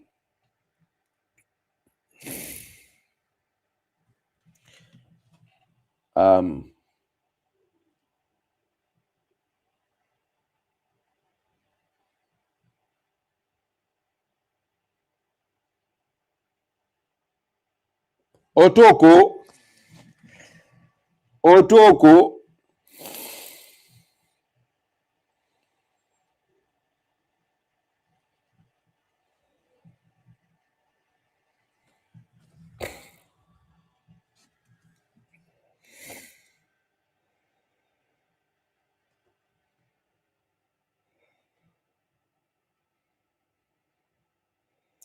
Rizal Zanda, you sent me a request. Is it by mistake? Assalamu alaikum wa rahmatullah. Wa alaikum salam, my brother. Your name and where you're calling from? My name is Ibrahim Khalil, calling from Ibrahim, calling from where? Nigeria. Ibrahim, how may I help you? Yes, I want to ask you some few questions. It seems your mic is breaking. Your network is Okay, not can you hear stable. me? I can hear you, but your network is not stable. Okay, can you hear me now? I can hear you. All right, is it clear? Yeah. All right. I'll start by asking you, do you believe in Prophet Muhammad sallallahu alaihi wasallam? Yes, I do. All right. Do you believe in hadith, a hadith of Rasul?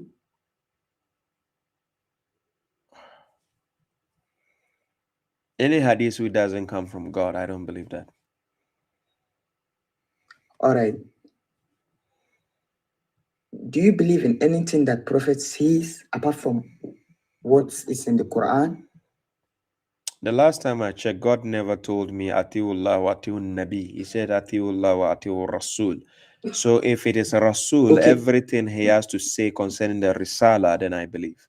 If it is any other thing attributed to him which is not part of the Risala, it has none of my business. Okay, min ta'ati Rasul. Prophet Muhammad is a Rasul, right? But God never said I should obey the Prophet's side because he's dead and gone. He's dead and gone. So the messengership duty is what he has delivered. But he's a Rasul. But he's a Rasul, right? That's what I asked you. You're confused. When you first came in, you asked me if I wait. When you first came in, you asked me if I believe in Prophet Muhammad. What did I tell you? You said yes. Thank you. Then now I'm just drifting to show you there's a difference between Nabi and Rasul. He, the same person, has two different duties. So I'm telling you. Prophet Muhammad is okay. Give me a verse where it ever says Atiul Nabi. Show me a verse where it says Atiullah wa Atiul Nabi. Show me. Atiullah wa Atiul Rasul. And Prophet Muhammad is a Rasul. I said, show me a verse. Isn't it? Show me a verse where it says Atiullah wa Atiul Nabi. Show me a verse. There's only Atiullah wa Atiul Rasul. And why is it? Is a why Rasul. is it that no? You have a doubt about that? Why is it? It doesn't say wa Atiul Nabi.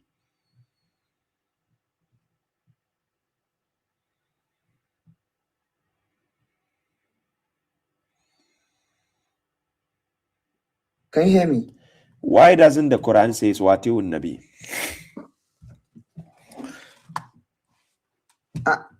Allahu A'lam. There are things that you only God knows. That is a stupid statement in the Quran. No, if you say no, if you if okay, you say what's the meaning don't of don't go there. Let me make a comment. Stop. Don't start that childish argument. If you say Allahu A'lam, only God knows, that's a stupid statement to say. Stupid statement. No, it's not stupid. Yeah, it's there are a lot of things let me prove to you why it's stupid. Let me prove it why it's stupid. The prophethood duty and the messengership duty, are they the same? What? The duty of a prophet and the duty of a messenger, are they the same job? Yes. You're confused. No, I'm not confused. So can an angel be a messenger?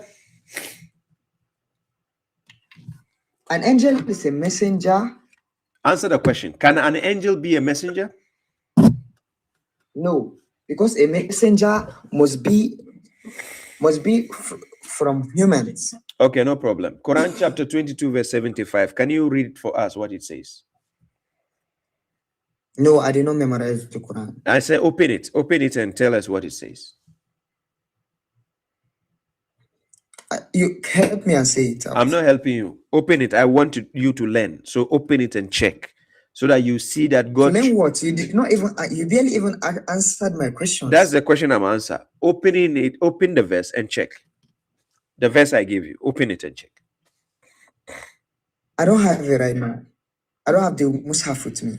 So you came to ask me questions. And did you come to argue or to ask me questions? No, to ask you questions. So you don't have to ask me back. Did you come to argue or did you come to learn?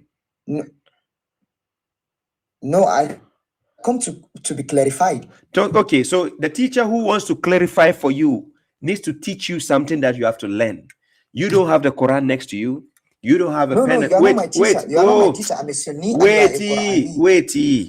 Don't worry. Don't worry. You don't have. Don't talk. You came to argue because if you are a Sunni, it's obvious you came to argue. So since you came to argue, so I agree. No. Since you came to argue, I don't want that kind of foolish statement. You tell me you don't have the Quran next to you. That is a foolish way to come and ask questions. Because then, if I ask you a question, how can you verify what I'm saying? No, you have to tell me that so place in place in. I just told you. Are you down? I just told you. Chapter 22, verse 75. I just told you. Tell me what chapter 22 say. I should tell you again. So you don't even know the Quran. Yes, I know the Quran, but I did not memorize it. It's okay. Is it like memorizing the Quran? Is it compulsory? Did I mention memorize? Yeah. Did I mention anything about memorization? I did not memorize the Quran. No, I don't have it by myself. I said when I had it by myself. You came to ask a question, and I'm helping you to know where the answer can be found. And I'm saying, open it on your side. You don't want to open it. Okay, I open it for you. I don't have it. No problem. No problem. Quran chapter 22, verse 75, Surah Al-Hajj. Do you know that verse? Chapter 22, verse 75. Do you know that verse? Where it says, Allah yastafi min al-malaikati rusula. Then he says, wa min al-nas. Inna Allah samiul basir. So God says, God chooses messengers. We say rusula, messengers, from the angels and from the people, human beings. So God chooses messengers from angels and from the people. Earlier on, you just told us that angels are not messengers. Did you say that or not?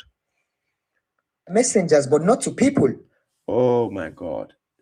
Angels that tell me one angel that gathered people and preached to them. Just tell me one. You are just confused. Just tell me one. Are you married? A very simple and straightforward question. Are you married? I'm not married. No, I'm not married.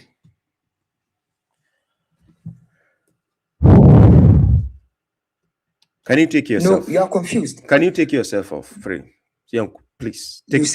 Take yourself off, please. Yeah, please. I'm sorry. Please, you just take yourself. You understand why I'm saying take yourself off? Why? Oh no. Why? My network doesn't need you. You are polluting the network. Can you take yourself off, please? Man, you are just scared. You can't answer a very simple question. Very simple one. Thank you. Let me be scared of your ignorance. Bye-bye.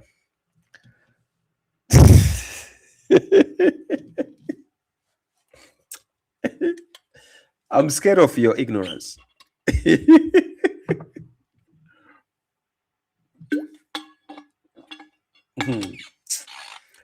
The mushriks, the brain, like their brain is different. I'm serious. I think when God was creating people, he used the reserve of the mud or everything to create them, mushriks, separately. I don't know why. Why? I can't have a civilized conversation with him. So he just need to go. What conversation is there to do again with this kind of brain? It's damaged. You tell me, what am I going to tell this kind of brain damaged person? What? What again? Sorby says, Baba, find me a wife, please. I'm not an agent. You have to go to google.com. Just tell the AI the type of wife you have. Look, this modern day is easy. Tell the AI this is the type of wife I have. The AI will create a wife for you. It's easy.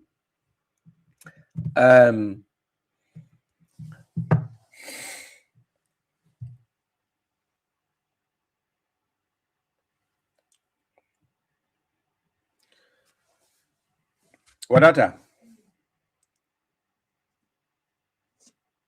Yeah, hello. Yes. Who is this? Fuseni or what's the name? I forgot. You called on my program before. I forgot your name. Yeah, Abdul Fattah. Fatah, yes. Fatah, you called before. I remember. How are you? Yeah, I'm doing good. Thank God. How may I help you today? Yeah. I want to ask something.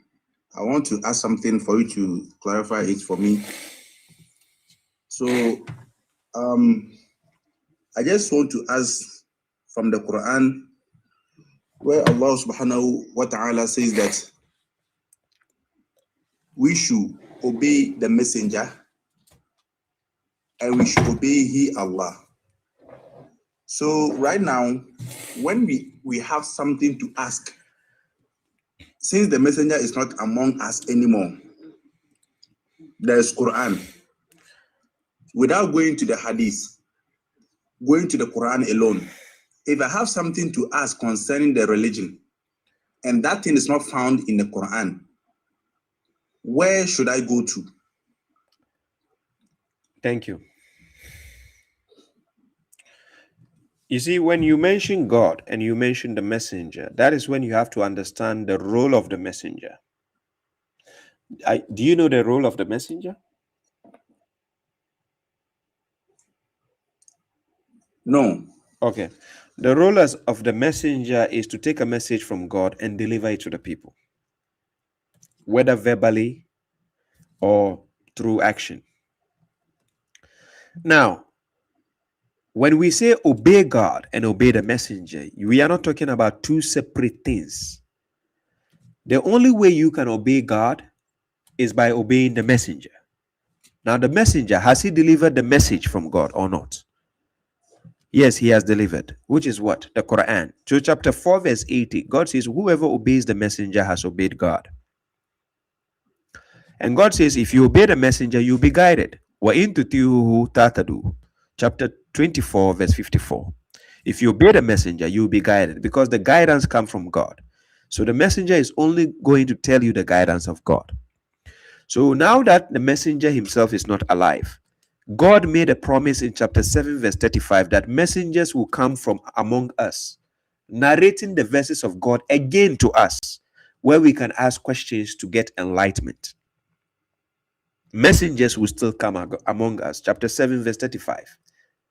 In our own languages that we can understand, to ask questions to get the answers from the same book of God that has already been delivered by the initial messenger. You see? So when we say obey God and obey the messenger, it doesn't mean the messenger has something separate to tell you, because what makes him a messenger is the message of God that makes him a messenger. Without the message of God, he's not a messenger. Yeah. Yeah. And what about the role of a prophet? The role of a prophet is to be among the people as an interpreter of the will of God, meaning he is among the people and he can tell them things of the unseen, because when God has revealed those unseen things, he can now interpret that will of God to them. And also to be a judge among them, like a leader who is judging among the people. So when you read Quran chapter 6, verse 82, up to 90, you will see that the messengers, the prophets have been given books and prophethood and then judgment, so that they can judge among the people. So in Quran chapter 2, verse 213, the reason why God raised prophets among the people, they have to become missionaries and warners and at the same time they have to judge among the people with the book of God. So when we say a prophet is with the people, that is what he represents. He invites towards God and judges the people with the book of God. Okay. So right now, if I have something that is bothering my mind, which is not in the Quran, which is not found in the Quran, and I have something to ask, if that thing too is not found in the Quran, what should we do? Then you use your personal understanding to deal with the issues. For instance, driving. Yeah. Is it part of religion? No. But if you ask the question, you have to go to people who know how to drive. Then they will explain driving to you. It has nothing to do with Quran or God, right? So we have issues that God has already given you the faculties as a human being on what to do. For people who tell you, oh, the Quran doesn't have everything, so let's go and follow hadith, that is nonsensical. The hadith doesn't tell you how to use your phone, does it? No. The hadith doesn't show you how to clean your house, does it? No. So what is it exactly that people are looking for in the hadith book? Is it how to marry a CCSO girl or what? With the marriage of that 6 years old thing, no, that one for me personally, I don't believe it. I don't. What about sleeping with 9 women in one night? That one too. I don't believe it. What about the prophet? Even with the hadiths that they discuss those things concerning the prophet's marriage life when it comes to those intimacy with the wives, and I don't think it is sensible for them to even bring it inside the hadith. Something private about the prophets. It doesn't make sense for you to bring it. Yeah, but those things are not even private. Books. They never happened. They are not private. Look, hadith books are the enemies of the prophet.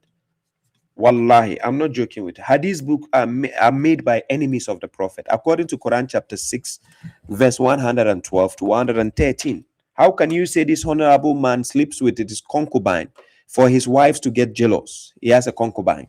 And you say he sleeps with 9 women in one night. And you say he married a CCSO girl who plays with toys. And this same man, you said one time, they called the Azan, told the believers to come and play, and he make a vow that if anybody doesn't come to the masjid to pray, he's going to burn their houses down. Yeah. How can this be the prophet? That's not a prophet of the Quran, no. That is an imposter they created for you in the hadith books. But the reason why we all grew up following those imams that have been preaching to us, because we were forced based on ignorance. Our parents tell us if you don't go to madrasa, they will whip you. They will tell you you don't get food to eat. So we all went. Yeah. So that's where the indoctrination started. Because when you teach a kid to lie since he is young, he grows up thinking that is the truth. Okay. There's this question that I wanted to ask always, but it used to escape me. Somebody has typed it in the comment section about the ghusl, how to bath the ghusl. Allah mentioned ghusl in the Quran. So I wanted to know, how are we going to bath the ghusl after having sexual intercourse with your wife? The word is ghusl. Or having a wet dream. The word ghusl means wash or bath. That's what it means, ghusl. So any intellectual person, if God says take a bath, do you need to be told how to bath? No. So some people, when they start showering, if they are going to use a sponge, some people, they start with their neck. Some people start with their hand. Some people start with their face. Some people start with their head. It is still ghusl. You're washing. You're taking a bath. You don't need to be told how to take a bath. You see, babies, do they know how to eat? Do they know how to suckle from their mother's breast? Yeah. It's a natural design. God has already designed that. You don't need to be told how to do something when you already know. It is people who are asking for instructions. They are just like the people of Moses when they were asking Moses, when God asked them, slaughter a cow, they said, how? Which color? Is it big? Is it small? Is it a virgin? Is it this? Making life difficult for yourself. God says, take a bath. What do you need? The scholars to tell you, wash here 3 times, wash here 3 times, let the water pass through your head in the middle. What kind of nonsense is this? Who bath like that if not Bukhari use?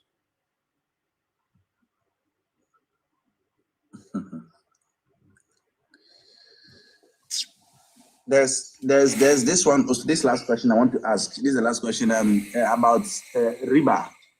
How do you understand the riba concepts in the Quran? It's a broader concept. It's not just a limited concept. Any form of money that you use on people to oppress people, to make people feel stressed up, is classified under riba. So the riba Quran talks about is to impose such a burden, usually on people, to stress people up. That is riba. So if right now I'm struggling financially and I come to you for help, and then you give me a loan and you say if I'm coming I should double it, that is riba, right? If I'm selling even something to you and I'm taking exorbitant rate on it, that is still riba. If I'm, the mortgage and whatever we take from the banks and so on, when they are oppressing you with that amount of money, that is still riba, right? So riba goes in a broader concept, not just how will I say, they will say that only the bank loans you money, then does no. And be rest assured, you the one who is in the position of borrowing the money, not the lender. The lender is the one giving you the money. That is the bank. You the one borrowing the money, you are not guilty because you don't have a choice. You tell me, if you have a choice, will you go to the bank to borrow money? No.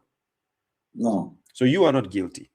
The one who is giving you the loan and asking for the interest is the guilty one. God is going to deal with.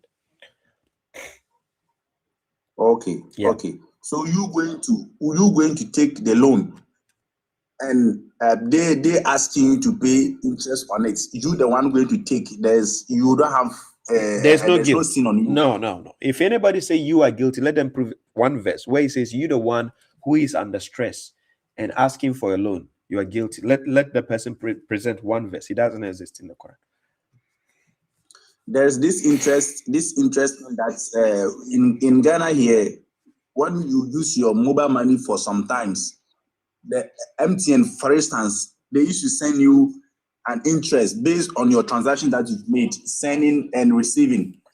But some of the madams are saying that kind of interest too is haram. It's part of the riba. My guy, they hide and take the loans themselves. They hide. I have information of some scholar who take loan from the whatever. Stop. Don't let them deceive you, please.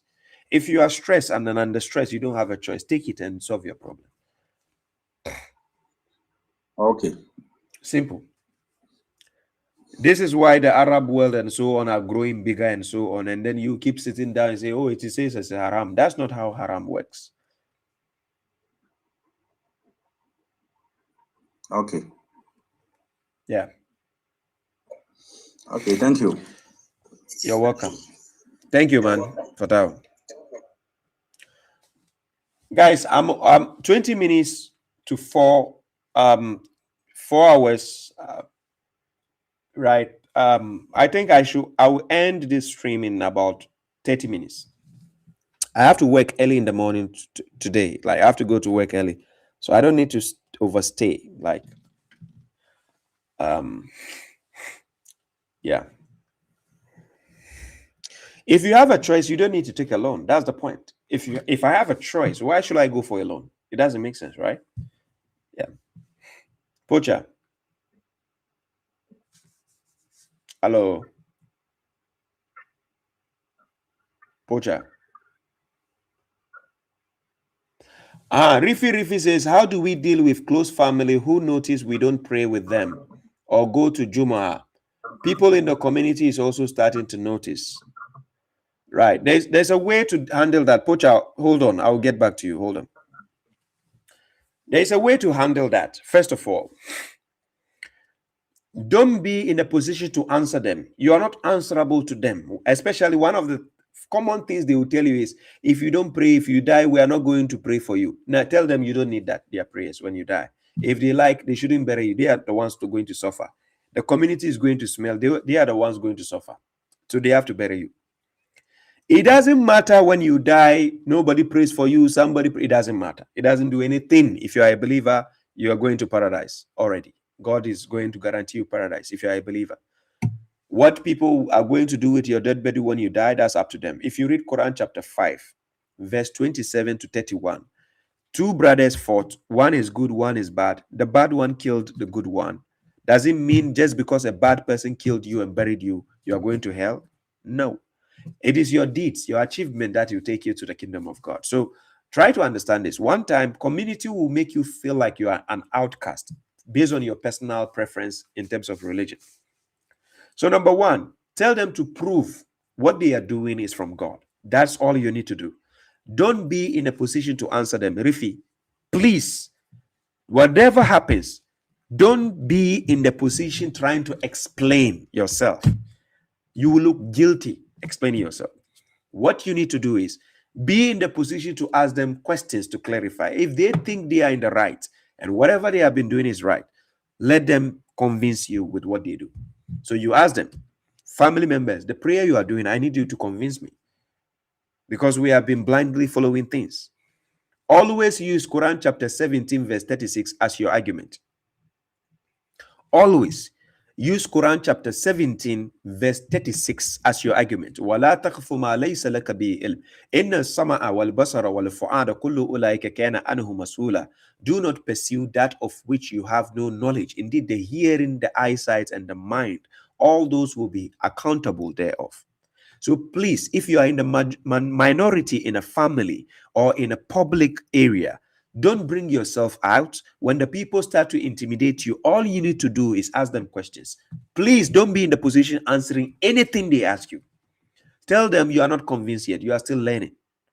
But they should prove to you first. Please, whatever you do, don't explain yourself. I'm telling you. Don't try to explain yourself.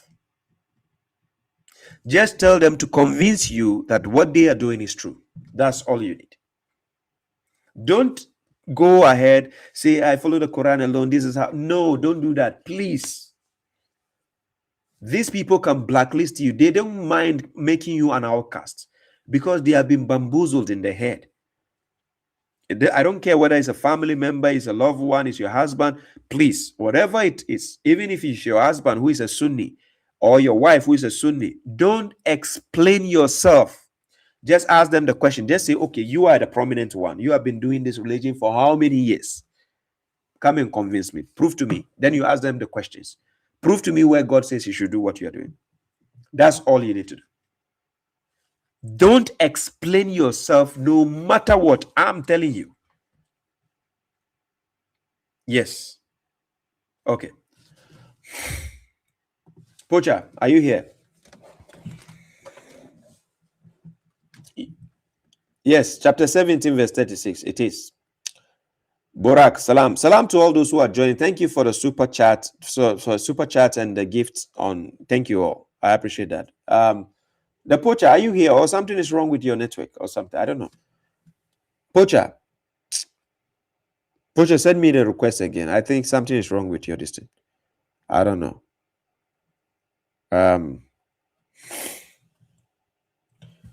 Ray.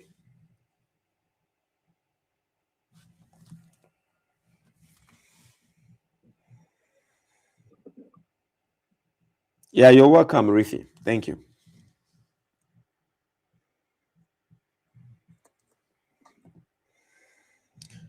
Hello. Assalamu alaikum, brother. How are you? Walaikum salam. I'm doing well. Your name and where you're calling from?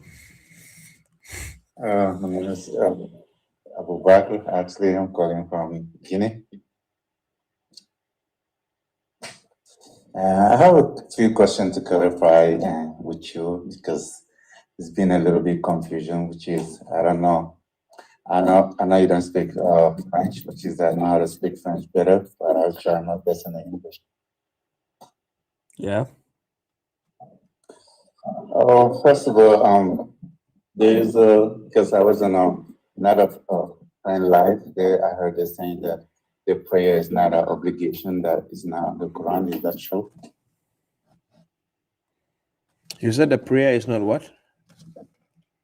It's not an obligation. Who said that?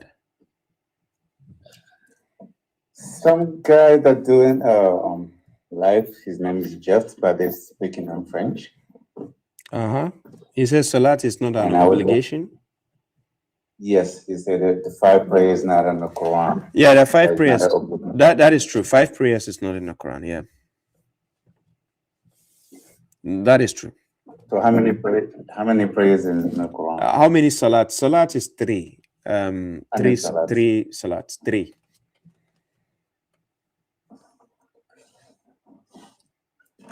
Okay. Yeah, we have only 3. We have Fajr, Isha, and Wusta. Chapter 24, verse 58, and chapter 2, verse 238. Yeah, you find the 3 of them there. So the Hajj also is in the Quran or not? Hajj is in the Quran, yes, but not the same type they are doing. The one they are doing, a lot of concepts are being added, which is wrong.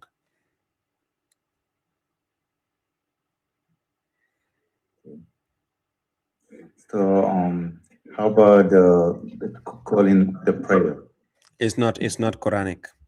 It is only based on opinion or assumption. It's not even Quranic. Okay, so when you're ready to pray, actually, but like you shouldn't call it like Allah or Allah, or you shouldn't call those prayers. No, first of all, to show you how the logical sense of the Quran works, I need you to ask yourself a question. Why do you need to do that before you start praying? Actually, not too much of it because that's the way I was born and raised and seeing my parents doing it, and that's the way they raise us. Actually, that's the way they teach us on the hadith, that you should do it before you pray. Yeah, so I quoted Quran chapter 17, verse 36 earlier on. God says you should not pursue what you don't have knowledge about. You see, you have been doing things and you never ask questions. So I will give an example. When you are praying and they read the Fatiha, after Fatiha, you end up saying, Ameen, right? Why do you say it?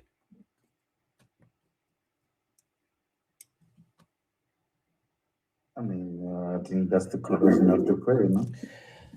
Okay.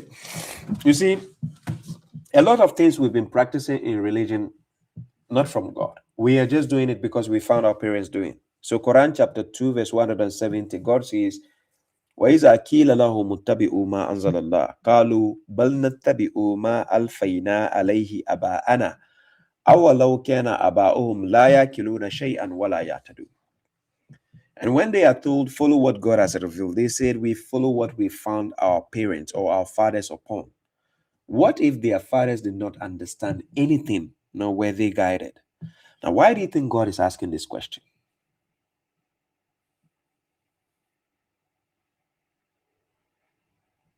Well, I think God asked that questions Yeah. to the parents. Yeah. What if? God is asking us the question. What if their parents, our parents, did not understand anything, nor were they guided? Salam rukaya taqwa. What if? What are we supposed to do in that instance? Learn, ask. Ask and learn. Ask and learn. Many a times our parents don't have questions for the questions answers for the questions we ask. Many a times. Look, my biological father, I had a seat with my biological father. We had a seat. And I told him, my father, I want to strip you off of your fatherhood for just 15 minutes. Let's assume you are not my father. Let's assume it doesn't matter if you're an adult or I'm a young man. Let's take that out. Let's take your position as an elder away. Let's have a verbal conversation for 15 minutes. And I'm going to ask you questions. If you can answer sincerely. Don't tell me that's what they said. That's what it is. Be rest assured, you don't have the power. You are not my father. Just for 15 minutes. I swear to God, my father couldn't say one word till we ended. the 15 minutes. Then he realized a lot of the things that I will respect him for is because he's my father. A lot of the things that I will respect him for is because he's an elder. What else? Doesn't mean he knows better. Are you getting the example I'm giving? The point is, people have been indoctrinated, programmed to follow lies, and they think that gives them authority to force other people to follow suit. So many a times, the reason why God is mentioning our fathers in that verse, because these are the people we find as authority figures when we are growing next to them. Look, I don't beat my kids. I have 2 kids. I don't beat them. But when I scold them, they follow my instructions strictly. Like, boom. When I tell my daughter, hey, switch off the game. Yeah, she'll do it quickly. But I don't beat them. The reason is, we follow our parents because those are whom we feel like they are authority figures. But what if they are wrong in certain things? When did we actually sit down to sincerely have conversation with our parents to cross-check if even they are being truthful, dishonest in some issues, telling a lie in some issues? We just feel like because they have authority. So same way in communities we grew up from, you've been lied to, telling you, oh, there's a prominent man here. He's a man of God. And there's an holy saint here. Who told you? What? He has family, wife, and kids. He can lie also. So you need to question people. Understand how they came about what they are doing and what they know. Then you are going to see how they lie. So if you ask the person, what this thing you are doing, who told you? Then he's looking at you and scratching his head. I swear, look, my close friends, they have the conversation I had with him with his consent. I told him I can record. He gave me permission. My friends heard it and they are like, oh my God. My father was literally telling me, man, we are astray. That's what he said. He said, we have been misled. We have been misled. And the communities we grew up from, you don't dare question the people with authority because you'll be blacklisted. But in these days, the world has changed. Your kids will question you to your eyes. My kids, they ask me questions. My daughter asks me questions. And because I'm truthful, I can answer. And that's why I have the authority over them. Because when they ask me questions, I'm truthful. So I'll answer them and give them the evidence. And then they surrender to my authority based on the truth, not because I have the, you understand. So that's how it works. Okay, thank you so much. And how about the rest of the 4 rakah that we're doing, because we have to pray 5 times a day. So the 4 rakah that we do, like Surah and as those prayers is not on the Quran, correct? Asr is not, Zuhur is not, Salat al-Maghrib is not. So in the Quran, there's nothing like Salat al-Zuhur, there's nothing like Salat al-Asr, there's nothing like Salat al-Maghrib. There's only Fajr, Salat al-Isha, and Wusta. That is 3 only. So the Isha is 4 rak'ah, right? No such thing as raka'at, 4, 5. No, it's a lie. Those are sectarian concepts. They come from the hadith books and not stipulated by God.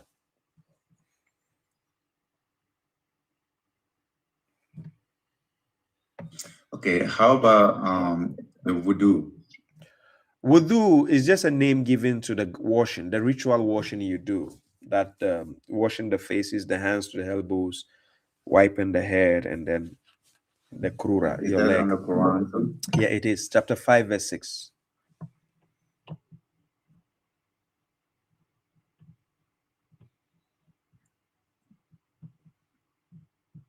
Thank you so much. That was my questions. And also that, how would you know if Fajr is at a certain time or the Isha is at a certain time? Yeah, the Fajr Like works. those have The Fajr mostly works before sunrise. That is what we call Fajr. Fajr actually means daybreak, right? Fajr.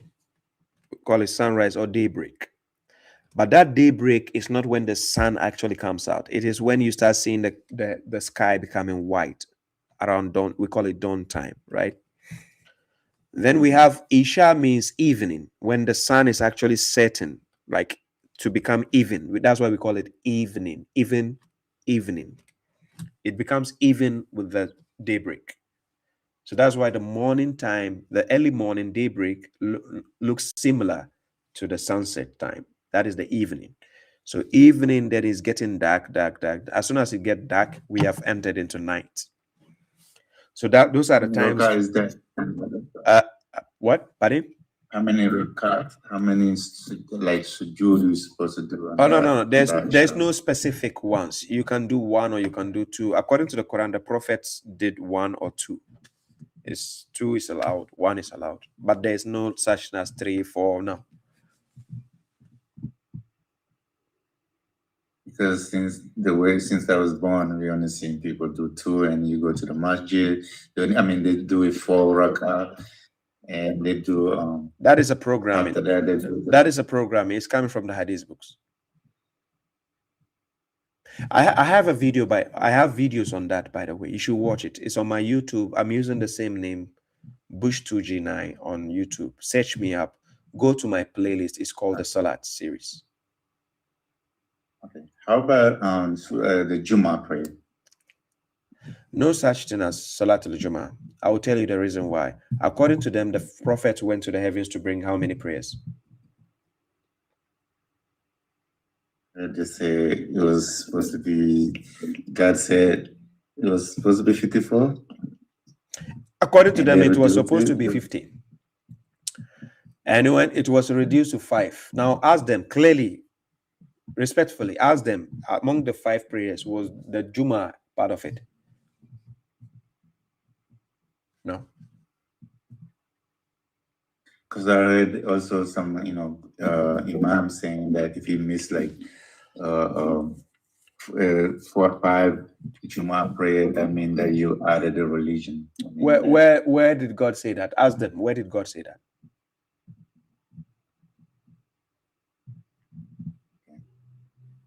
Do you see how a different religion has been created other than what God says? You just need to understand how authority works in our lives. When people show you that they have authority, just try to understand who gave them the authority. To say But that don't you just say that the Quran is not, and in order to understand it more, the Quran, you have to, because the Quran doesn't explain everything and the Islamic and the religion. So you have to get the hadith. Who said that? In order, because the Quran contradicts a lot of things. Who said that? The Imam, I heard some Imam be saying it. So the question is, what if he's lying to you?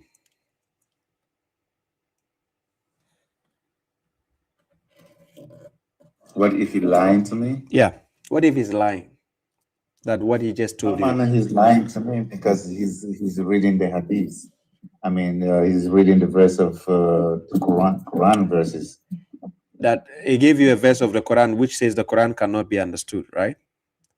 No, he's giving me the verse of hadith, basically, but his explanation is like, if for you to understand more of the Quran and the Salat, you have to go to the hadith, because the Salat is not explained, everything is not explained in the Quran. He's telling you his opinion. That's how they lie to you. That's not true. I said, go and watch my video. When you watch my video, you realize everything is in the Quran.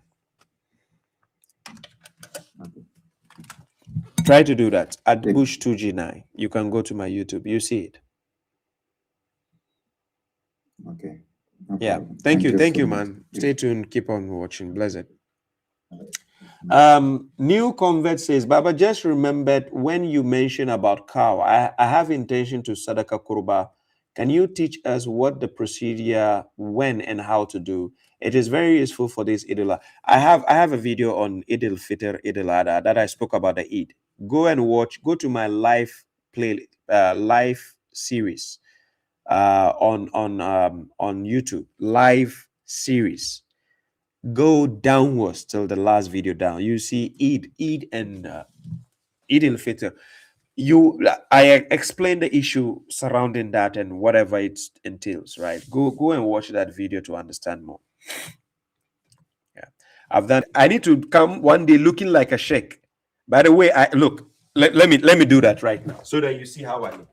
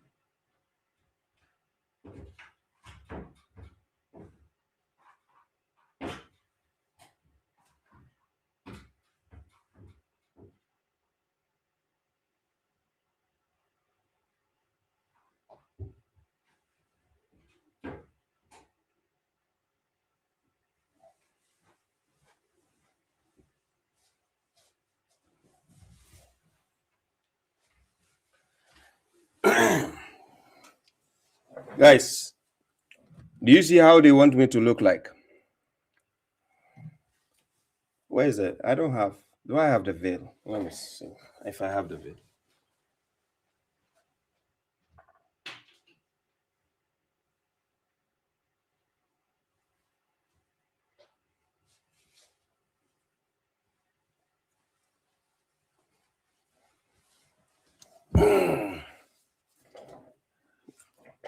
Guys, this is how they want me to look like. Yeah. Where is my distance?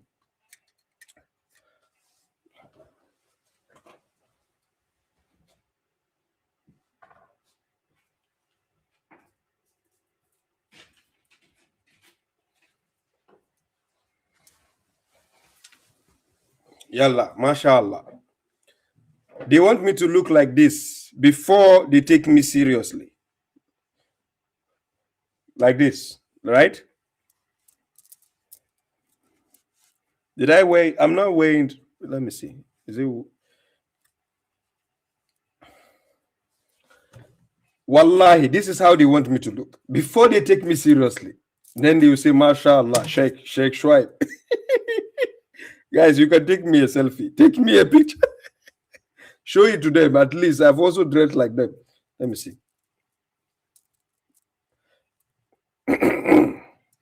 This is how they want me to look. This. When I dress like the other guy, they say 50 Cent or Jay-Z. Like this. I swear to God, if they see me dressed like this, you see 500,000 people watching me live. Yes, yes. Mashallah, Sheikh. Yeah. Bozo fights. The bozos, zombies. Ladies and gentlemen, thank you very much. We call it a day. Thank you very much. Peace be upon you all. Thank you for the support. I appreciate all of you. Till we meet again, hopefully Sunday. God bless you all. So for Facebook and YouTube, thank you all. I appreciate all of you. Kindly share. So in case I trim down the video, I need to put it in the appropriate order. Thank you very much. Till we meet again. This is the end. Peace out. One love. Always give them a reason to remember your name. The correctional officer. I appreciate all of you. Thank you very much. Peace.